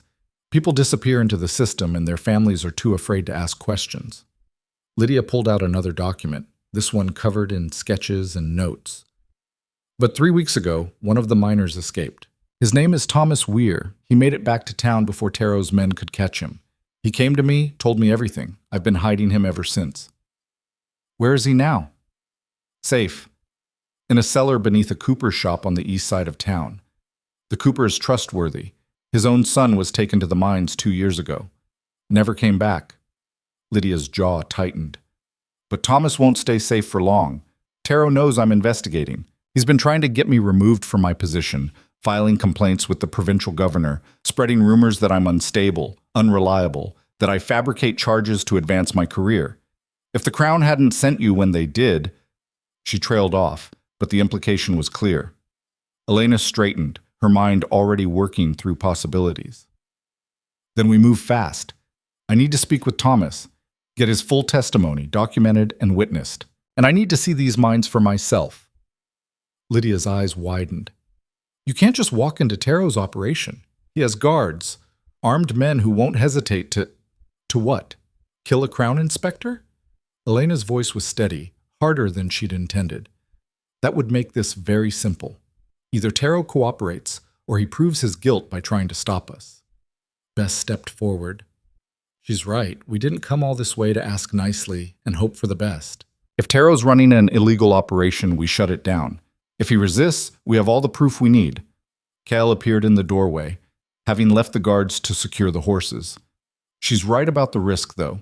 We scout the location first, assess the defenses, get a count of guards, layout of the operation, escape routes.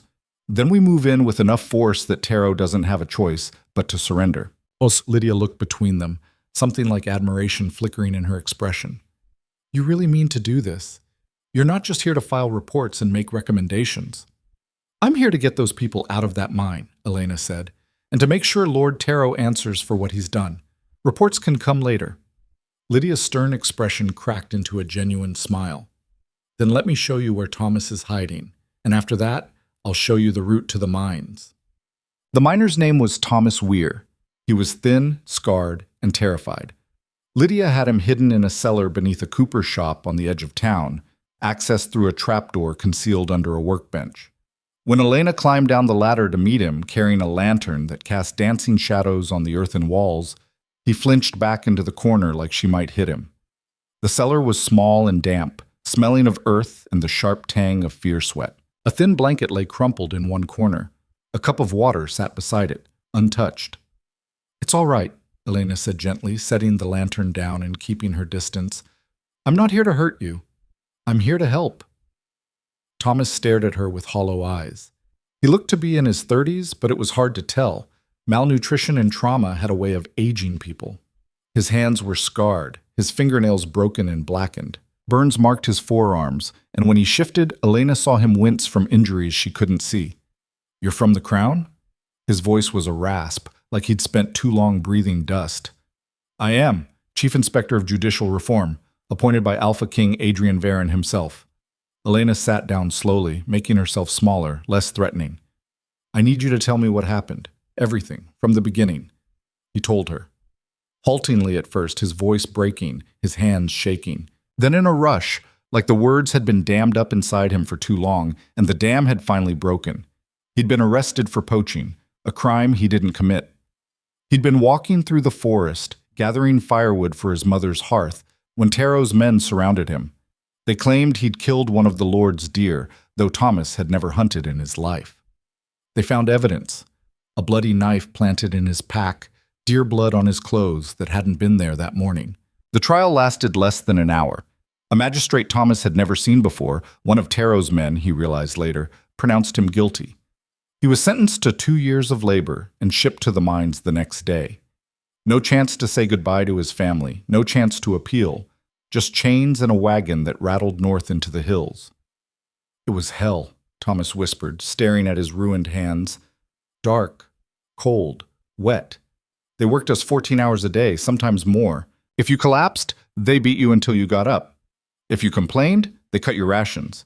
If you tried to run, they killed you. His voice cracked.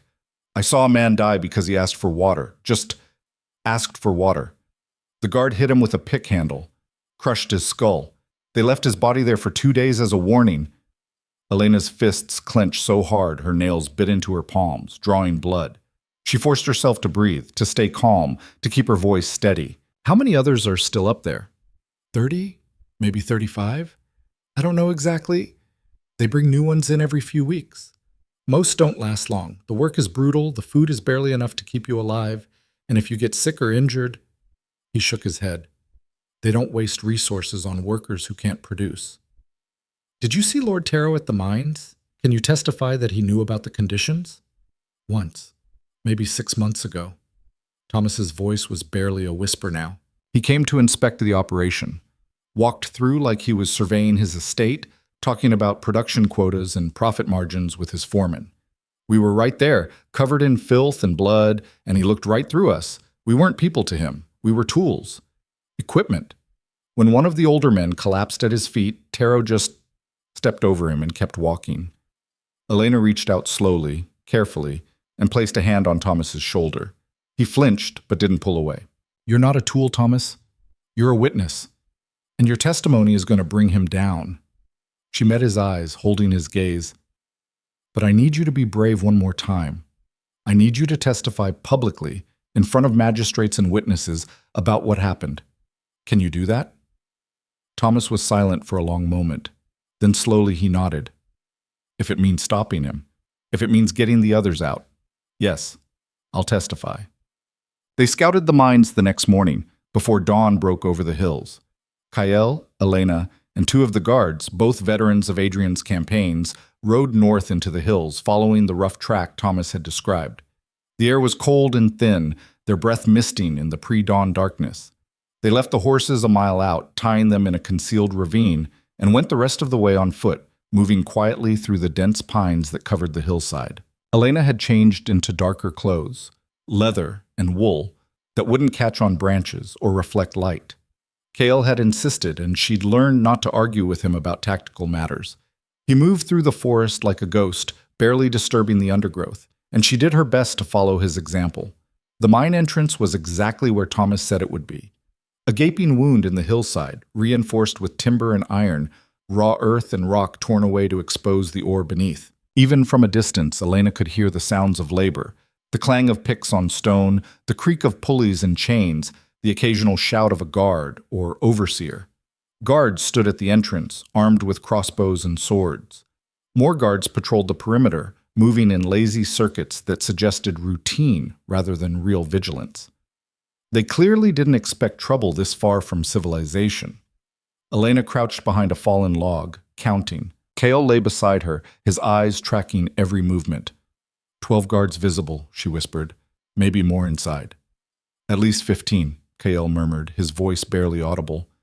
See the barracks there? Probably a full rotation. And look at the entrance. They've got a bell system. Anyone tries to force their way in, they'll have plenty of warning. Too many to take head-on with what we have, one of the guards, a woman named Sarah, added. She'd been scanning the tree line with a professional eye. We'd need more men, at least 20, maybe 30. Then we get more men. Elena turned to Sarah. Ride back to Ironhold, find the Alpha King. Tell him we've found the operation and we need reinforcements. At least 30 soldiers, armed and ready for a fight. Sarah nodded and began to ease back through the undergrowth. Tell him to come himself if he can, Elena added. Taro is connected, powerful. If we're going to take him down, it needs to be done right. It needs to be done by someone he can't dismiss or intimidate. Sarah disappeared into the forest, moving with the silent efficiency of someone who'd done this 100 times before. Elena turned back to the mine, her jaw set. In the meantime, we watch. Document everything. Guard rotations, supply deliveries, anyone who comes or goes. When Adrian gets here, we'll have everything we need to shut this place down permanently. They stayed there until mid-morning, hidden in the tree line, watching the operation unfold. Workers emerged from the mine entrance in pairs and small groups, shackled at the ankles, moving with the slow, pained shuffle of people pushed beyond their limits. Guards followed them, cudgels at the ready. The workers dumped ore into carts, which were hauled away by mules down a different track, probably leading to Taro's estate or a smelting facility. Elena counted 32 workers, 32 people who should have been free, who should have been home with their families, who should never have been in this hellish place. She memorized faces, noted injuries, watched the way the guards moved, the way they talked to each other, the casual cruelty in every interaction, and she promised herself that every single one of those workers would go home, no matter what it took. The reinforcements arrived 4 days later, riding into Millbrook at dawn with the Wolf Guard banner streaming behind them. Adrian came with them, 30 soldiers, all wearing the Wolf Guard insignia, all looking like they were ready for war. Elena met them at the edge of town, her heart lifting at the sight of him. He looked tired, like he'd ridden hard with minimal rest, but his eyes were sharp and alert. You didn't have to come yourself, she said as he dismounted. Yes, I did. Adrian's expression was grim. He pulled off his riding gloves, his movements deliberate. Taro is connected, powerful. His family has held land in these provinces for 3 generations, and he's got allies on the regional council. If we're going to take him down, it needs to be done right. It needs to be done by someone he can't dismiss as a minor functionary overstepping her authority. Elena felt a flash of irritation. I'm not a minor functionary. I know that. You know that. But Taro and his allies don't. They see a miller's daughter playing at inspector. Adrian's voice softened slightly. I'm here to make sure they understand this comes from the crown itself, that this isn't negotiable. Elena nodded slowly. He was right, even if she didn't like it. Then let's finish this. Adrian turned to his captain, a grizzled veteran named Marcus who'd served with him since the beginning. Secure the town. I want guards on every road in and out. No one enters or leaves without our knowledge. And get the magistrate. Crane, is it? I want a full briefing in 1 hour. The soldiers moved with practiced efficiency, spreading through Millbrook like water finding every crack and crevice.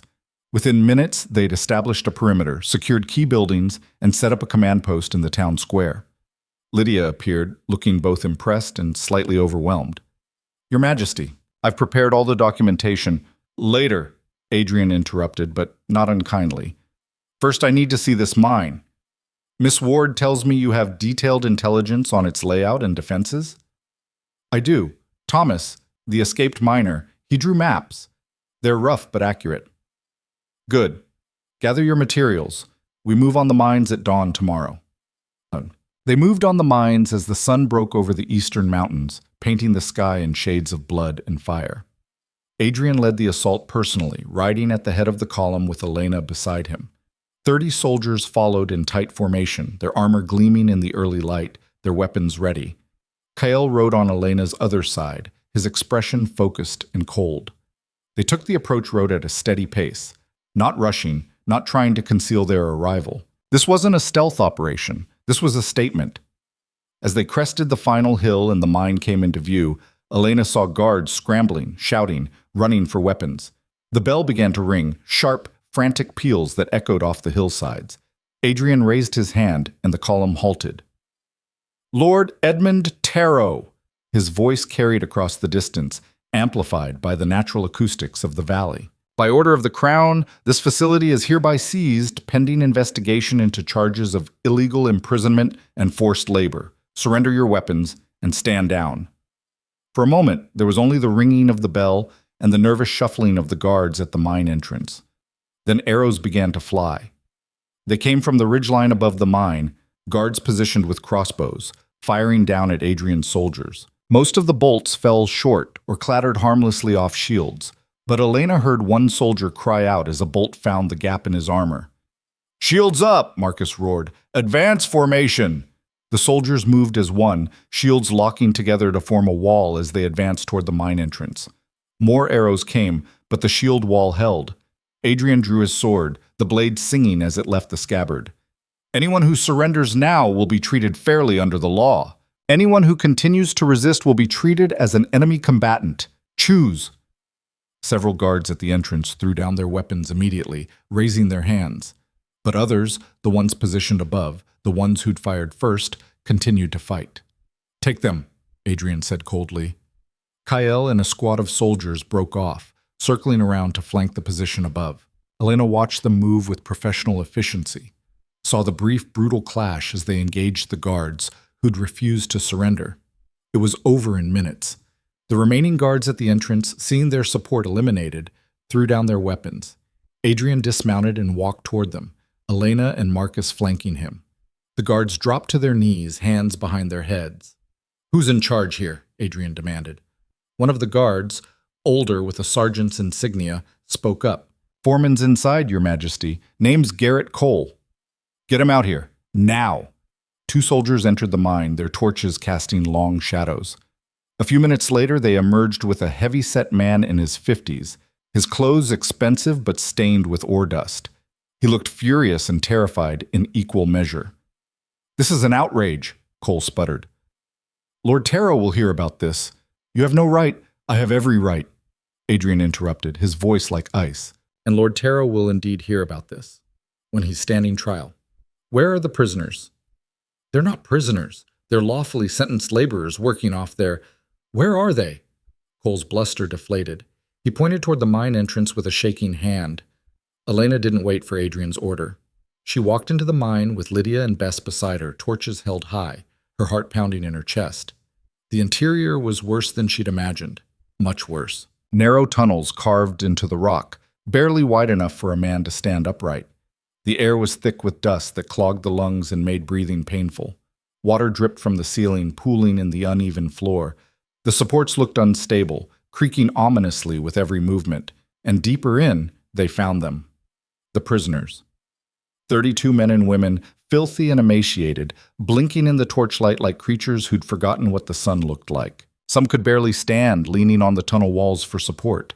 Others stared at Elena with expressions so broken, so empty, it made her want to scream.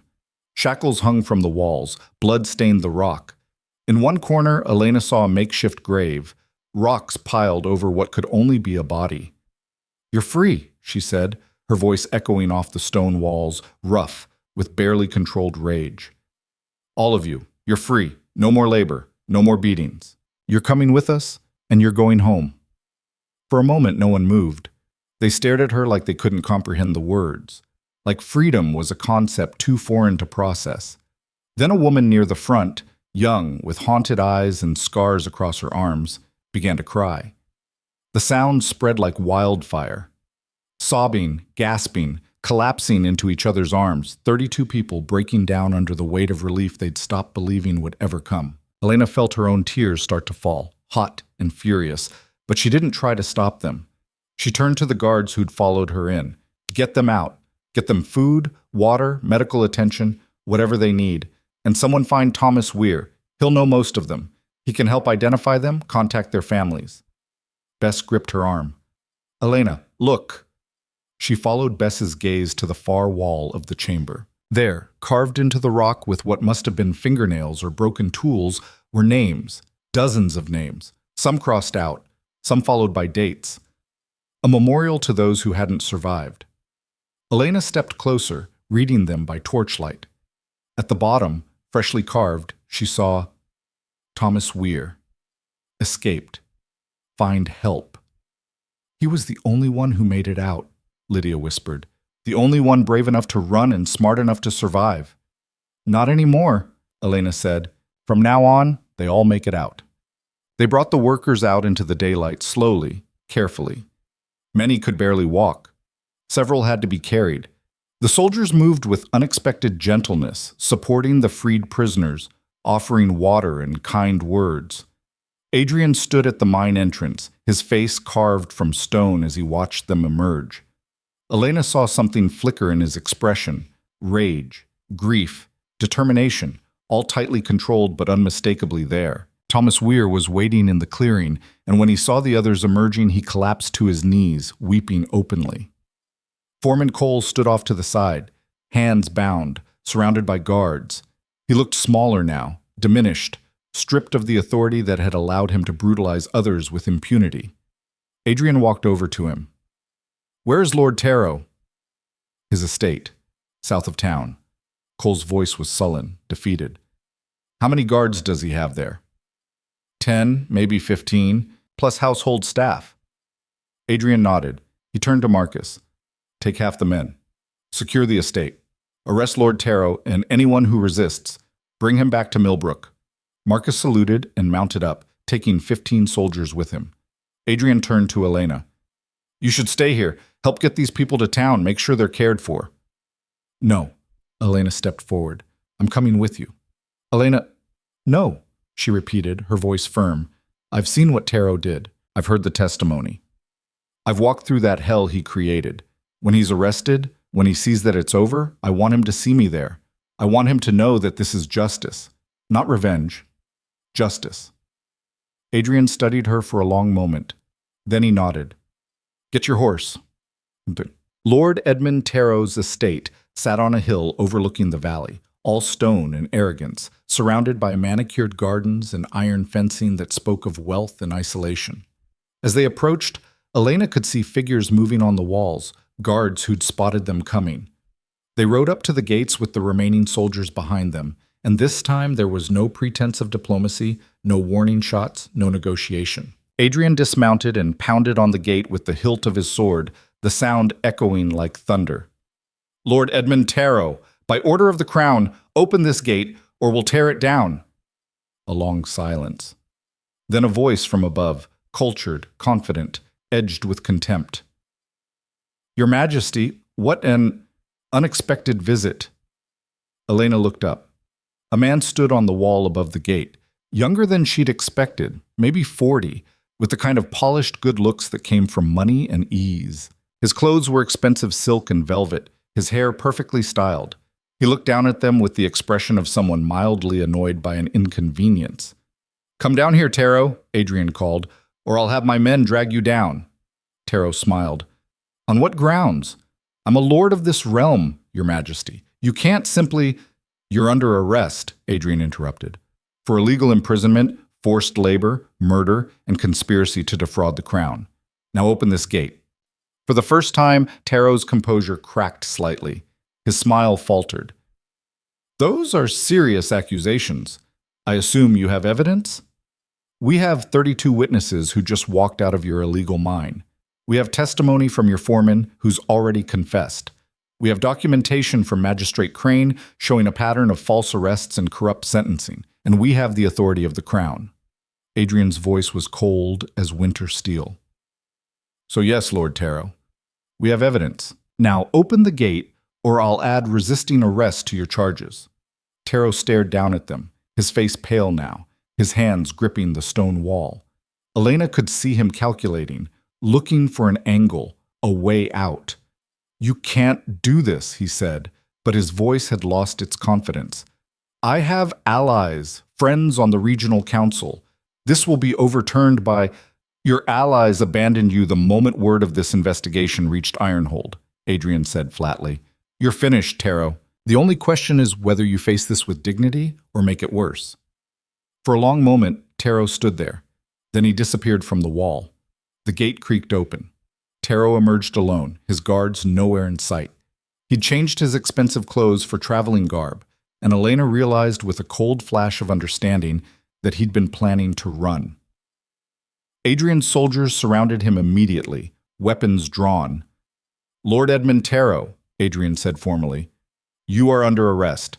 You will be held pending trial in Millbrook, where the crimes were committed. Do you understand these charges? Taro's eyes swept across the soldiers, then landed on Elena. He stared at her for a long moment, and she saw recognition dawn in his expression. You, he said slowly. You're the one. The inspector. The miller's daughter everyone's talking about. Elena stepped forward, meeting his gaze without flinching. Chief Inspector Elena Ward. And yes, I'm the one who's going to make sure you answer for what you've done. Taro's face twisted with rage. You think you can destroy me? You think testimony from criminals and peasants means anything against my word? Against my family's legacy? I think the law doesn't care about your legacy, Elena said quietly, and neither do I. Taro lunged. He was faster than Elena expected. His hands closed around her throat, his face contorted with fury, and for a heartbeat she couldn't breathe, couldn't think. Then everything happened at once. Adrian moved like lightning, crossing the distance between them and slamming his fist into Taro's jaw with enough force to send him sprawling. Soldiers swarmed in, hauling Taro to his feet, wrenching his arms behind his back. Elena staggered, gasping, her hands flying to her throat. Bess was there immediately, supporting her, checking for injuries. I'm fine, Elena managed, her voice hoarse. I'm fine. Adrian stood over Taro, who was on his knees now, blood streaming from his split lip, his fine clothes torn and dirty. That, Adrian said coldly, was the worst mistake you could have made. Assaulting a crown inspector in front of witnesses. You just gave us everything we need to convict you without question.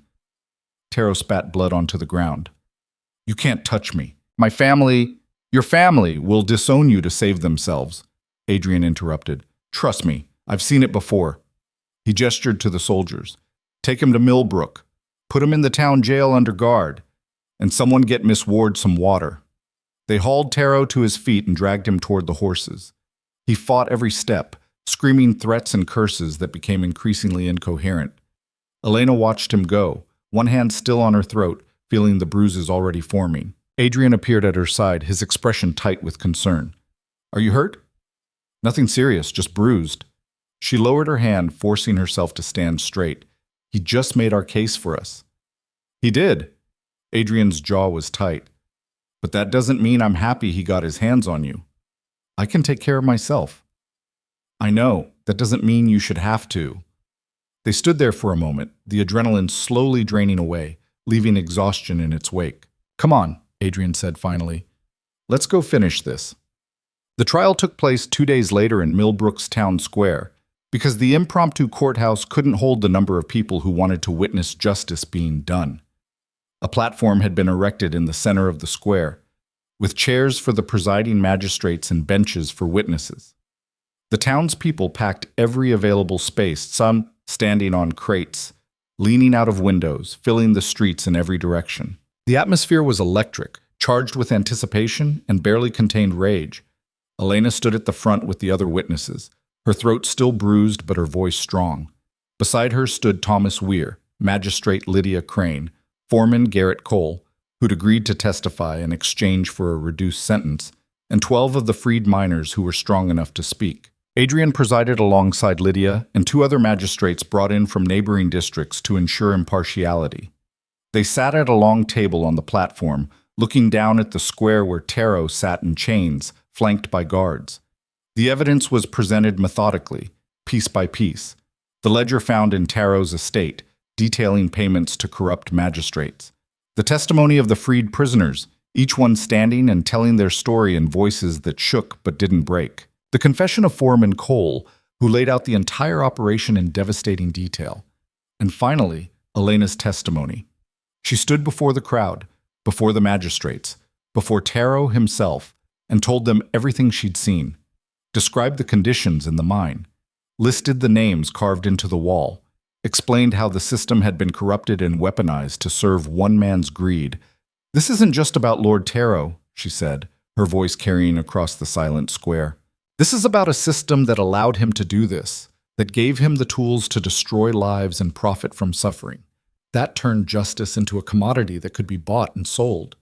She turned to look at Taro, who stared back at her with undisguised hatred. But that system is changing. Because people are watching now, because we're making sure every arrest, every trial, every sentence is documented and reviewed. Because we're building something better. She turned back to the magistrates. Lord Taro thought he was untouchable, thought his wealth and title made him immune to consequences. He was wrong, and every corrupt lord, every bought magistrate, every guard who looks the other way needs to understand you are not untouchable, not anymore. The crowd erupted in applause. Taro surged to his feet, his face purple with rage. This is a farce, a witch hunt. You cannot convict a lord based on the word of criminals and commoners. I have rights. You have the same rights as everyone else, Adrian said, his voice cutting through the noise like a blade. No more, no less. That's the law you swore to uphold when you accepted your title, and that's the law that will judge you now. The magistrates conferred briefly. Then Lydia stood, and the crowd fell silent. Lord Edmund Taro, this tribunal finds you guilty on all charges. The evidence is overwhelming, and your own actions, including the assault on Chief Inspector Ward, demonstrate consciousness of guilt. Her voice was steady, final. You are hereby stripped of all titles, lands, and holdings. Your assets will be seized and distributed as restitution to your victims and their families. You are sentenced to 20 years of hard labor in the Crown's mines, the very sentence you imposed on others. And when you emerge, if you emerge, you will do so as a commoner, with no authority and no power. She paused, letting the words sink in. In addition, this tribunal recommends that the Crown conduct a full investigation into all magistrates and officials who facilitated your crimes. Any found guilty of corruption will face similar consequences. The crowd roared its approval. Taro stood frozen, his face ashen, all the arrogance and confidence finally stripped away. No, he whispered. No, you can't. Take him away, Adrian ordered. The guards hauled Taro off the platform. As they dragged him through the crowd, people shouted, some throwing rotten vegetables, others simply standing in silent judgment. Taro's screams faded into the distance. Elena stood on the platform, watching him go, feeling a complex tangle of emotions she couldn't quite name. Not satisfaction, what had been done to those miners couldn't be undone. Not triumph, too many had suffered for too long, but something that felt like the world shifting slightly on its axis, like the scales of justice finally beginning to balance. Adrian stepped beside her. It's done. This case is done, Elena corrected, but there are more. There will always be more. Then we keep working. The crowd began to disperse slowly, many coming forward to thank Elena personally, to shake her hand or press small tokens into her palms, flowers, carved stones, letters written in shaking hands. She accepted them all, spoke to everyone who approached, and tried not to let the exhaustion show. When the square finally emptied, when the last well-wisher had gone home, Elena sank onto the platform steps, her whole body trembling with fatigue. Bess sat beside her. You did it again. We did it. You're going to wear yourself out, you know, taking on every injustice in the kingdom. Probably. Elena managed a faint smile. But what's the alternative? Go back to the mill? Pretend none of this matters? No, I suppose not. Bess put an arm around her shoulders. Just don't forget to breathe sometimes. The world won't collapse if you rest for a day. I'll rest when the work is done. Then you'll never rest. Elena didn't argue. She couldn't, because Bess was right. 3 months later, Elena stood in the great hall of Ironhold Castle, addressing the full assembly of the High Council. The reforms had spread across the kingdom like wildfire. Every province now had independent investigators reporting directly to the crown. Public records were being maintained, accessible to anyone who requested them. Witness protection programs had been established. And most importantly, a review board had been created to examine every arrest, every trial, every sentence for signs of corruption or abuse. It was working, slowly, painfully, with countless setbacks and obstacles. But it was working. We've reviewed 643 cases in the past 3 months, Elena reported, standing before the assembled lords and magistrates with her shoulders back and her voice steady. Of those, 112 prisoners have been exonerated and released with full compensation. 73 magistrates have been removed from their positions for corruption or incompetence.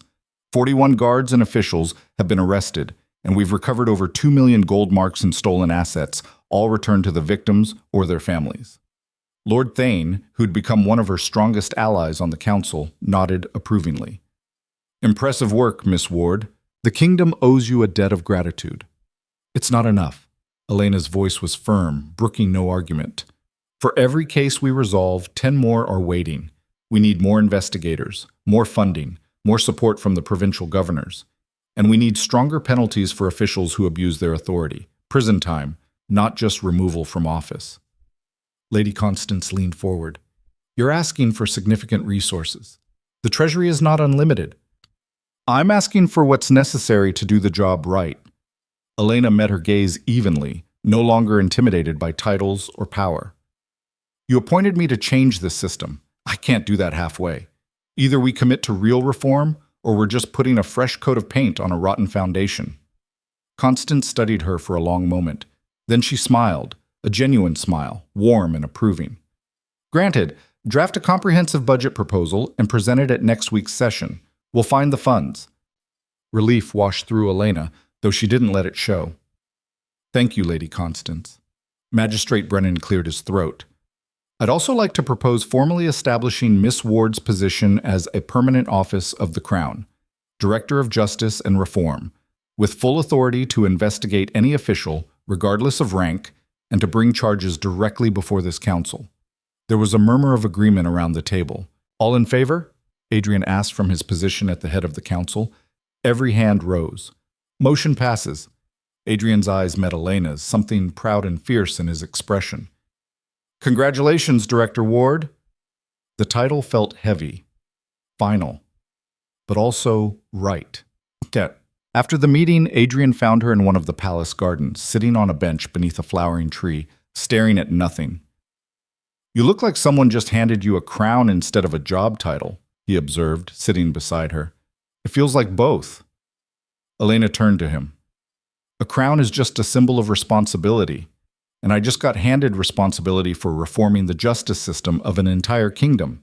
If I fail, you won't. How can you be so sure? Because I've watched you for the past 6 months.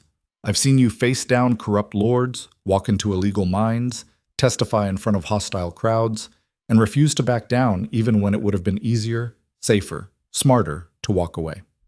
Adrian's voice was quiet but intense. You don't do this because it's easy, Elena. You do it because it's necessary, and that's exactly the kind of person this kingdom needs.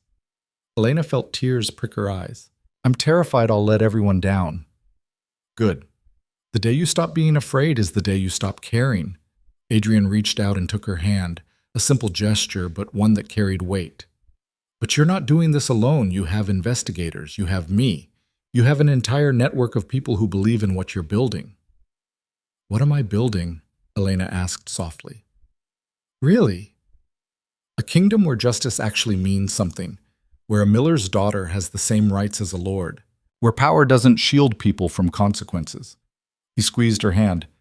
You're building hope, Elena, and hope is the most dangerous thing in the world for people who profit from despair. They sat in silence for a while, the afternoon sun warm on their faces, the garden quiet around them. I have something for you, Adrian said finally. He pulled a folded document from his coat and handed it to her.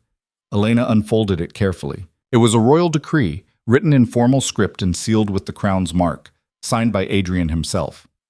By order of Alpha King Adrian Varon, Elena Ward is hereby appointed Director of the Office of Justice and Reform, with full authority to investigate corruption at any level of government, prosecute wrongdoing through the High Council, and advocate for the rights of all citizens, regardless of station or birth. This office shall be independent and answerable only to the Crown and the law itself.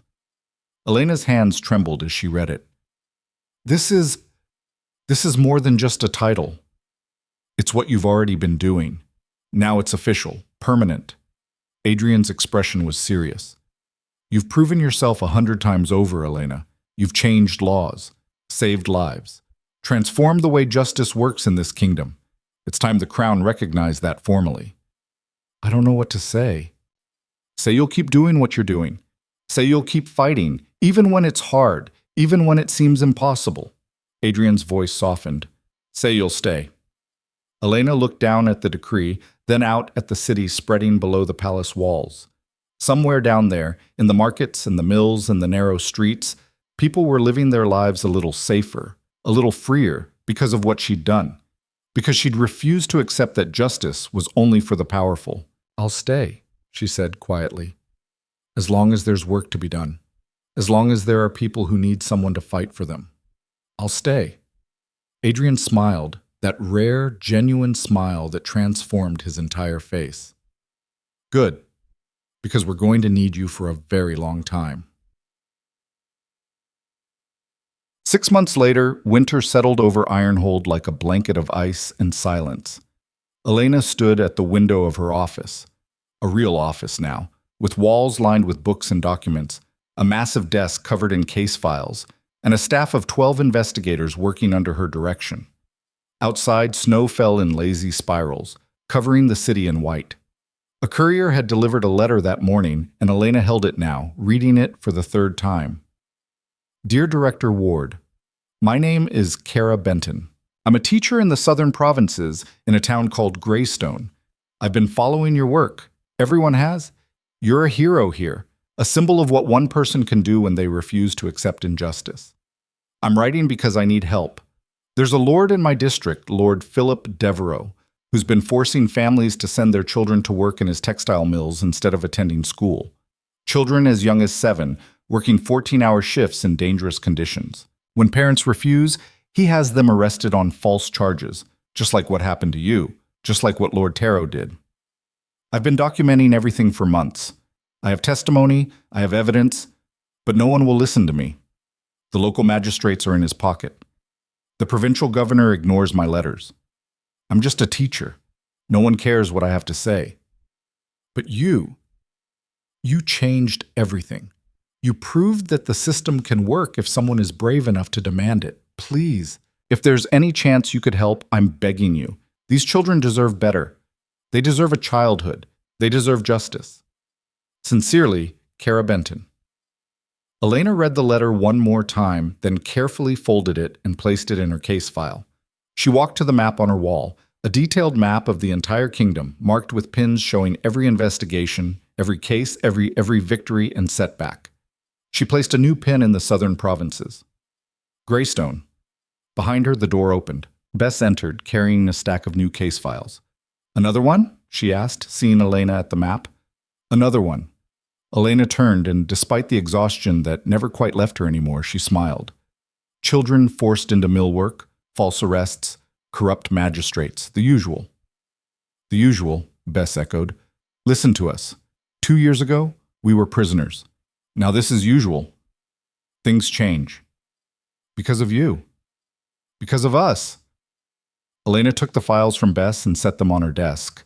"How many investigators can we spare?" 4, maybe 5. Kale wants to lead the team if we're going south. Says he's getting soft sitting in Ironhold. Elena laughed. "Tell him he's approved, and tell him to bring extra guards. If this Lord Devereux is anything like the others, he won't go quietly." Bess nodded and turned to leave, then paused.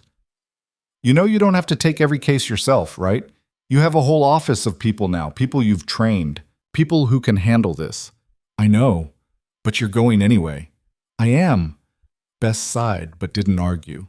She knew better by now. Elena worked late into the night, preparing for the journey south.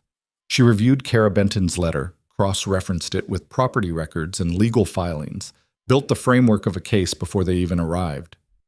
Around midnight, Adrian appeared in her doorway. He'd developed a habit of checking on her when the palace grew quiet, bringing tea or simply sitting in silence while she worked. "You're going to Greystone," he said. Not a question. "I am."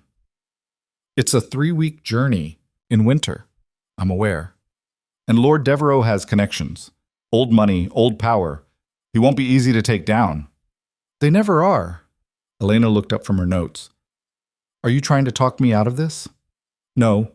Adrian entered the office and sat in the chair across from her desk. "I'm making sure you know what you're walking into." "I always know what I'm walking into. Doesn't mean I can walk away." "I know." He was quiet for a moment. "I'm coming with you." Elena's head snapped up. "What?" "No."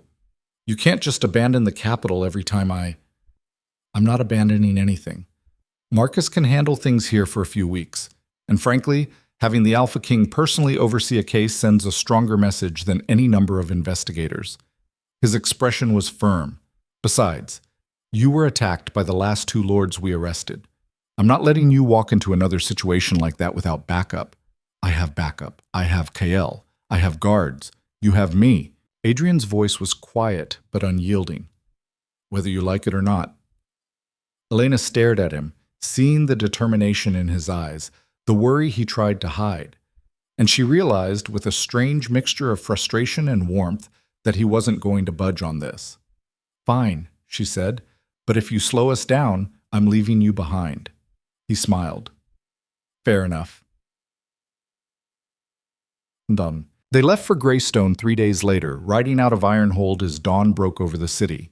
The journey south took them through territory Elena had never seen. Coastal provinces where the air smelled of salt and fish, forested hills where ancient trees grew so thick the sunlight barely reached the ground, prosperous towns where the reforms had already taken root, and struggling villages where corruption still festered like an open wound. Everywhere they stopped, people recognized her. The miller's daughter who'd changed the kingdom. The woman who'd faced down lords and won. They brought her problems, complaints, evidence of wrongdoing.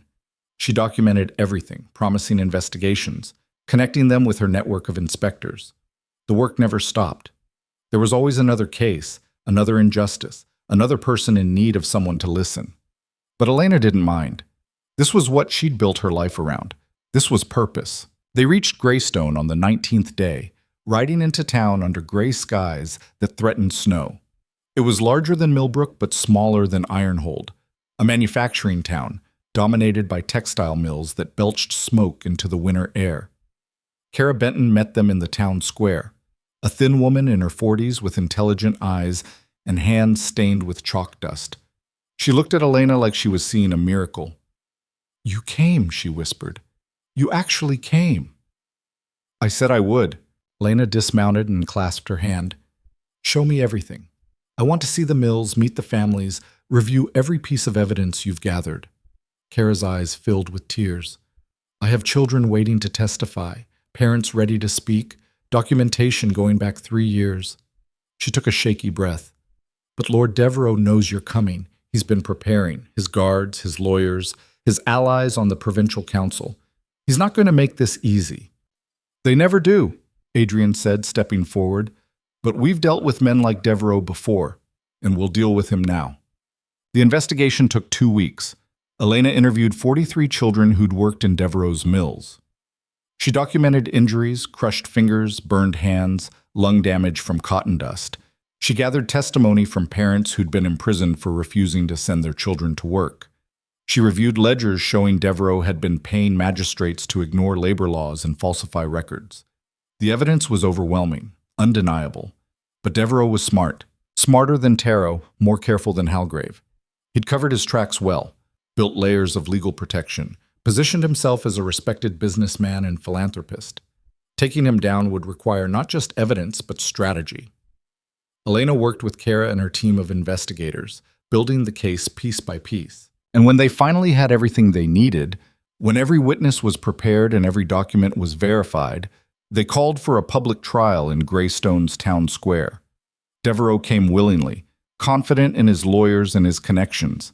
He sat at the defendant's table looking calm and composed, like this was a minor inconvenience he'd have resolved by dinner. He was wrong.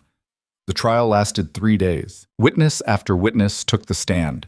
Children with trembling voices, parents with righteous fury, former employees who'd seen too much. The evidence mounted until it became a mountain, impossible to dismiss or explain away. On the 3rd day, as the sun set over Greystone, the verdict was delivered. Guilty on all charges. Devereux stood frozen as the sentence was read, 25 years imprisonment, all assets seized, all business interests dissolved. His empire, built on the suffering of children, dismantled in a single afternoon. As the guards led him away, he looked at Elena with something between rage and disbelief. "You're nobody," he said. "A peasant playing at authority. This won't last. Someone will stop you eventually." Elena met his gaze without flinching. Maybe. But today isn't that day, and tomorrow won't be either. So you'll have to wait a very long time to find out. The night after the trial, Greystone held a celebration in the town square. Families whose children had been freed danced and sang, their voices rising into the winter air like prayers of gratitude. Elena stood at the edge of the square with Adrian, watching the celebration unfold. Kara Benton approached, her face glowing with joy and relief. "Thank you," she said simply. "Thank you for listening, for coming, for caring." "Thank you for being brave enough to ask for help," Elena replied. "And for documenting everything so thoroughly. You did most of the work. I just finished it." "You did more than finish it. You gave us hope." Kara pressed a small package into Elena's hands. "From the children. They wanted you to have this." Elena unwrapped it carefully. Inside was a hand-sewn banner made from scraps of fabric in a dozen different colors, embroidered with simple words, "Justice for all." "Thank you, Director Ward." She felt tears prick her eyes. "Tell them I'll treasure this." Kara nodded and returned to the celebration, pulling a group of children into a laughing circle.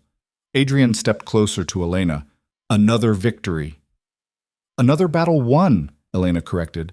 "The war isn't over." "It never will be. That's the nature of this work." He looked at her, his expression soft in the firelight.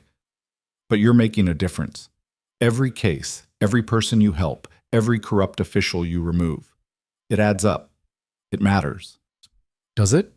Elena's voice was quieter now, vulnerable in a way she rarely allowed. "Sometimes I wonder if we're just putting bandages on wounds that run too deep, if real change is even possible." "Look at them." Adrian gestured to the celebration, to the families dancing, the children laughing. 2 weeks ago, those children were prisoners in all but name. Their parents were powerless. The system had failed them completely. And now? Now they're free. Now they know someone will fight for them. Now they have hope. He turned to her. "That's real change, Elena. That's what you've built. Not just laws and reforms, but the belief that justice is actually possible." Elena looked out at the celebrating crowd, at Kara Benton spinning with a group of children, at parents embracing each other with tears of relief streaming down their faces, and she felt something shift inside her, not quite peace, but close. Satisfaction, maybe. Purpose, confirmed. "Come on," Adrian said gently. "We have a long ride back to Ironhold tomorrow. You should get some rest." In a minute, Elena stayed where she was, holding the children's banner, watching the celebration. "I want to remember this. All of it." Adrian stood beside her in comfortable silence, and together they watched hope take root in a town that had almost forgotten what it looked like. They returned to Ironhold 3 weeks later, riding through the capital gates as spring began to thaw the winter ice.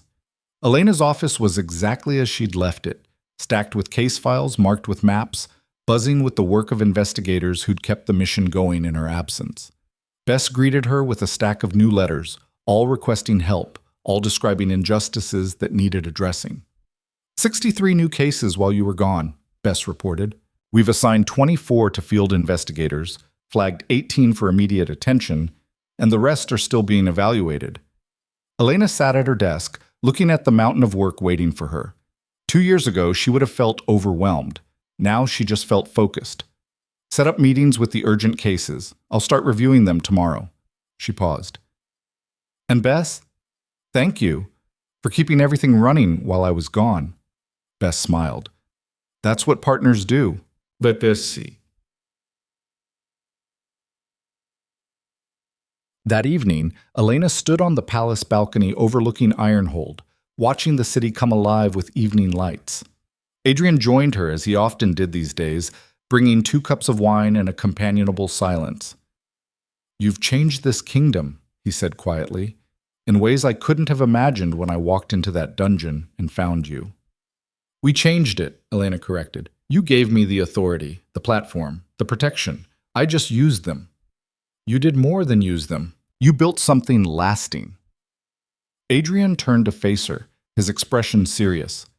"The Office of Justice and Reform has become the most powerful force for change in this kingdom. Your investigators are in every province. Your reforms have rewritten how justice works, And you, he paused, you've become the symbol of everything this kingdom could be, should be. Elena felt heat rise to her cheeks.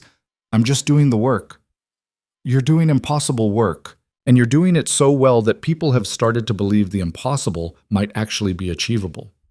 Adrian set down his wine cup and took her hand, a gesture that had become familiar over the past year, comfortable and right. I want you to know something, Elena. When this all started, I thought I was rescuing you, giving you a chance. But the truth is, you rescued this kingdom. You showed us what justice could look like when someone actually cared enough to fight for it. Adrian, let me finish. His thumb brushed across her knuckles, a gentle, grounding touch. You've become more than the director of justice. You've become my closest advisor, my friend, the person I trust most in this entire kingdom. He paused, and something shifted in his expression, something vulnerable and fierce all at once. And somewhere along the way, you became the person I can't imagine building this future without. Elena's breath caught. She stared at him, seeing the truth in his eyes, feeling the weight of everything unsaid suddenly pressing into the space between them. What are you saying? She whispered. I'm saying that when I think about the future of this kingdom, you're in it, always. Not just as the director of justice, but as... He trailed off, then tried again. As my partner, in every sense of the word. Elena felt tears prick her eyes, but this time they weren't from grief or exhaustion or rage. They were from something else entirely, something warm and terrifying and perfect. I'm a miller's daughter, she said, her voice shaking. You're the Alpha King. People will see exactly what I see. Someone extraordinary. Someone who changed everything. Adrian's voice was steady, certain. Besides, I didn't spend the last 2 years rewriting the rules of this kingdom just to follow outdated conventions about who I can and can't stand beside. Elena laughed through her tears. Is that a proposal or a policy statement? It's whatever you want it to be. Adrian smiled, that rare, genuine smile that transformed his entire face. I'm not asking you to be a queen, Elena. I'm asking you to keep being exactly who you are. The woman who fights for justice, who refuses to back down, who changes the world one case at a time. I'm just asking if I can stand beside you while you do it. Elena looked at him, really looked at him. The man who'd walked into her cell when she'd given up hope, who'd believed her when no one else would, who'd stood beside her through every battle, every trial, every impossible fight, who'd helped her build something that mattered. Yes, she said softly. Yes, you can stand beside me, as long as you understand that the work comes first, that there will always be another case, another injustice, another fight. I wouldn't want it any other way. He pulled her close, and Elena let herself lean into him, let herself feel safe and supported for the first time in longer than she could remember. They stood there on the balcony, overlooking the kingdom they were reshaping together, and watched the stars emerge in the darkening sky. 1 year later, Elena stood in the same square where she'd testified against Halgrave, where she'd faced down a corrupt system and won. But today was different. Today she wasn't here to fight. She was here to celebrate. The kingdom had gathered for the formal dedication of the Justice and Reform Act, a comprehensive set of laws that codified everything she'd been fighting for. Independent oversight of all arrests and trials, mandatory public records, witness protection, compensation for the wrongfully imprisoned, harsh penalties for officials who abused their authority. It was real now, permanent, written into the foundation of how the kingdom operated. Adrian stood beside her on the platform, along with Magistrate Lydia Crane, Lord Thane, Lady Constance, and dozens of other officials who'd helped make this possible. But the real guests of honor stood in the front rows of the crowd, the survivors. Bess and Mira and Carolyn and Thomas and all the others who'd found the courage to speak, to testify, to demand justice. Adrian addressed the crowd, his voice carrying across the square. 2 years ago, this kingdom had a justice system that served the powerful and failed everyone else. Laws existed on paper, but not in practice. Rights belonged to those who could afford to claim them. And too many people, good people, innocent people, were crushed beneath a system that should have protected them. He paused, letting the words settle. One woman changed that, not because she had power or wealth or title, but because she had something more important: courage. The courage to stand up when it would have been easier to stay silent. The courage to demand justice when everyone said it was impossible. The courage to believe that one person could make a difference. Adrian turned to Elena, his eyes warm. Director Elena Ward didn't just survive injustice. She transformed it. She built an office that has investigated over 2,000 cases, freed hundreds of wrongfully imprisoned people, and removed countless corrupt officials. She rewrote our laws and rebuilt our system from the ground up. And in doing so, she proved that justice isn't just for the powerful, it's for everyone. The crowd erupted in applause, thousands of voices rising in approval and gratitude. Elena stepped forward, her heart pounding, her hands steady. "I didn't do this alone," she said when the noise subsided. "Every person who testified, who documented evidence, who refused to accept injustice, you built this. Every investigator who works tirelessly to pursue truth, every magistrate who upholds these new laws, every citizen who demands accountability, you are the reason this works." She looked out at the faces staring back at her, seeing hope and determination reflected in their eyes. This isn't the end of the fight. Corruption still exists, injustice still happens. There will always be people who try to exploit the system for personal gain.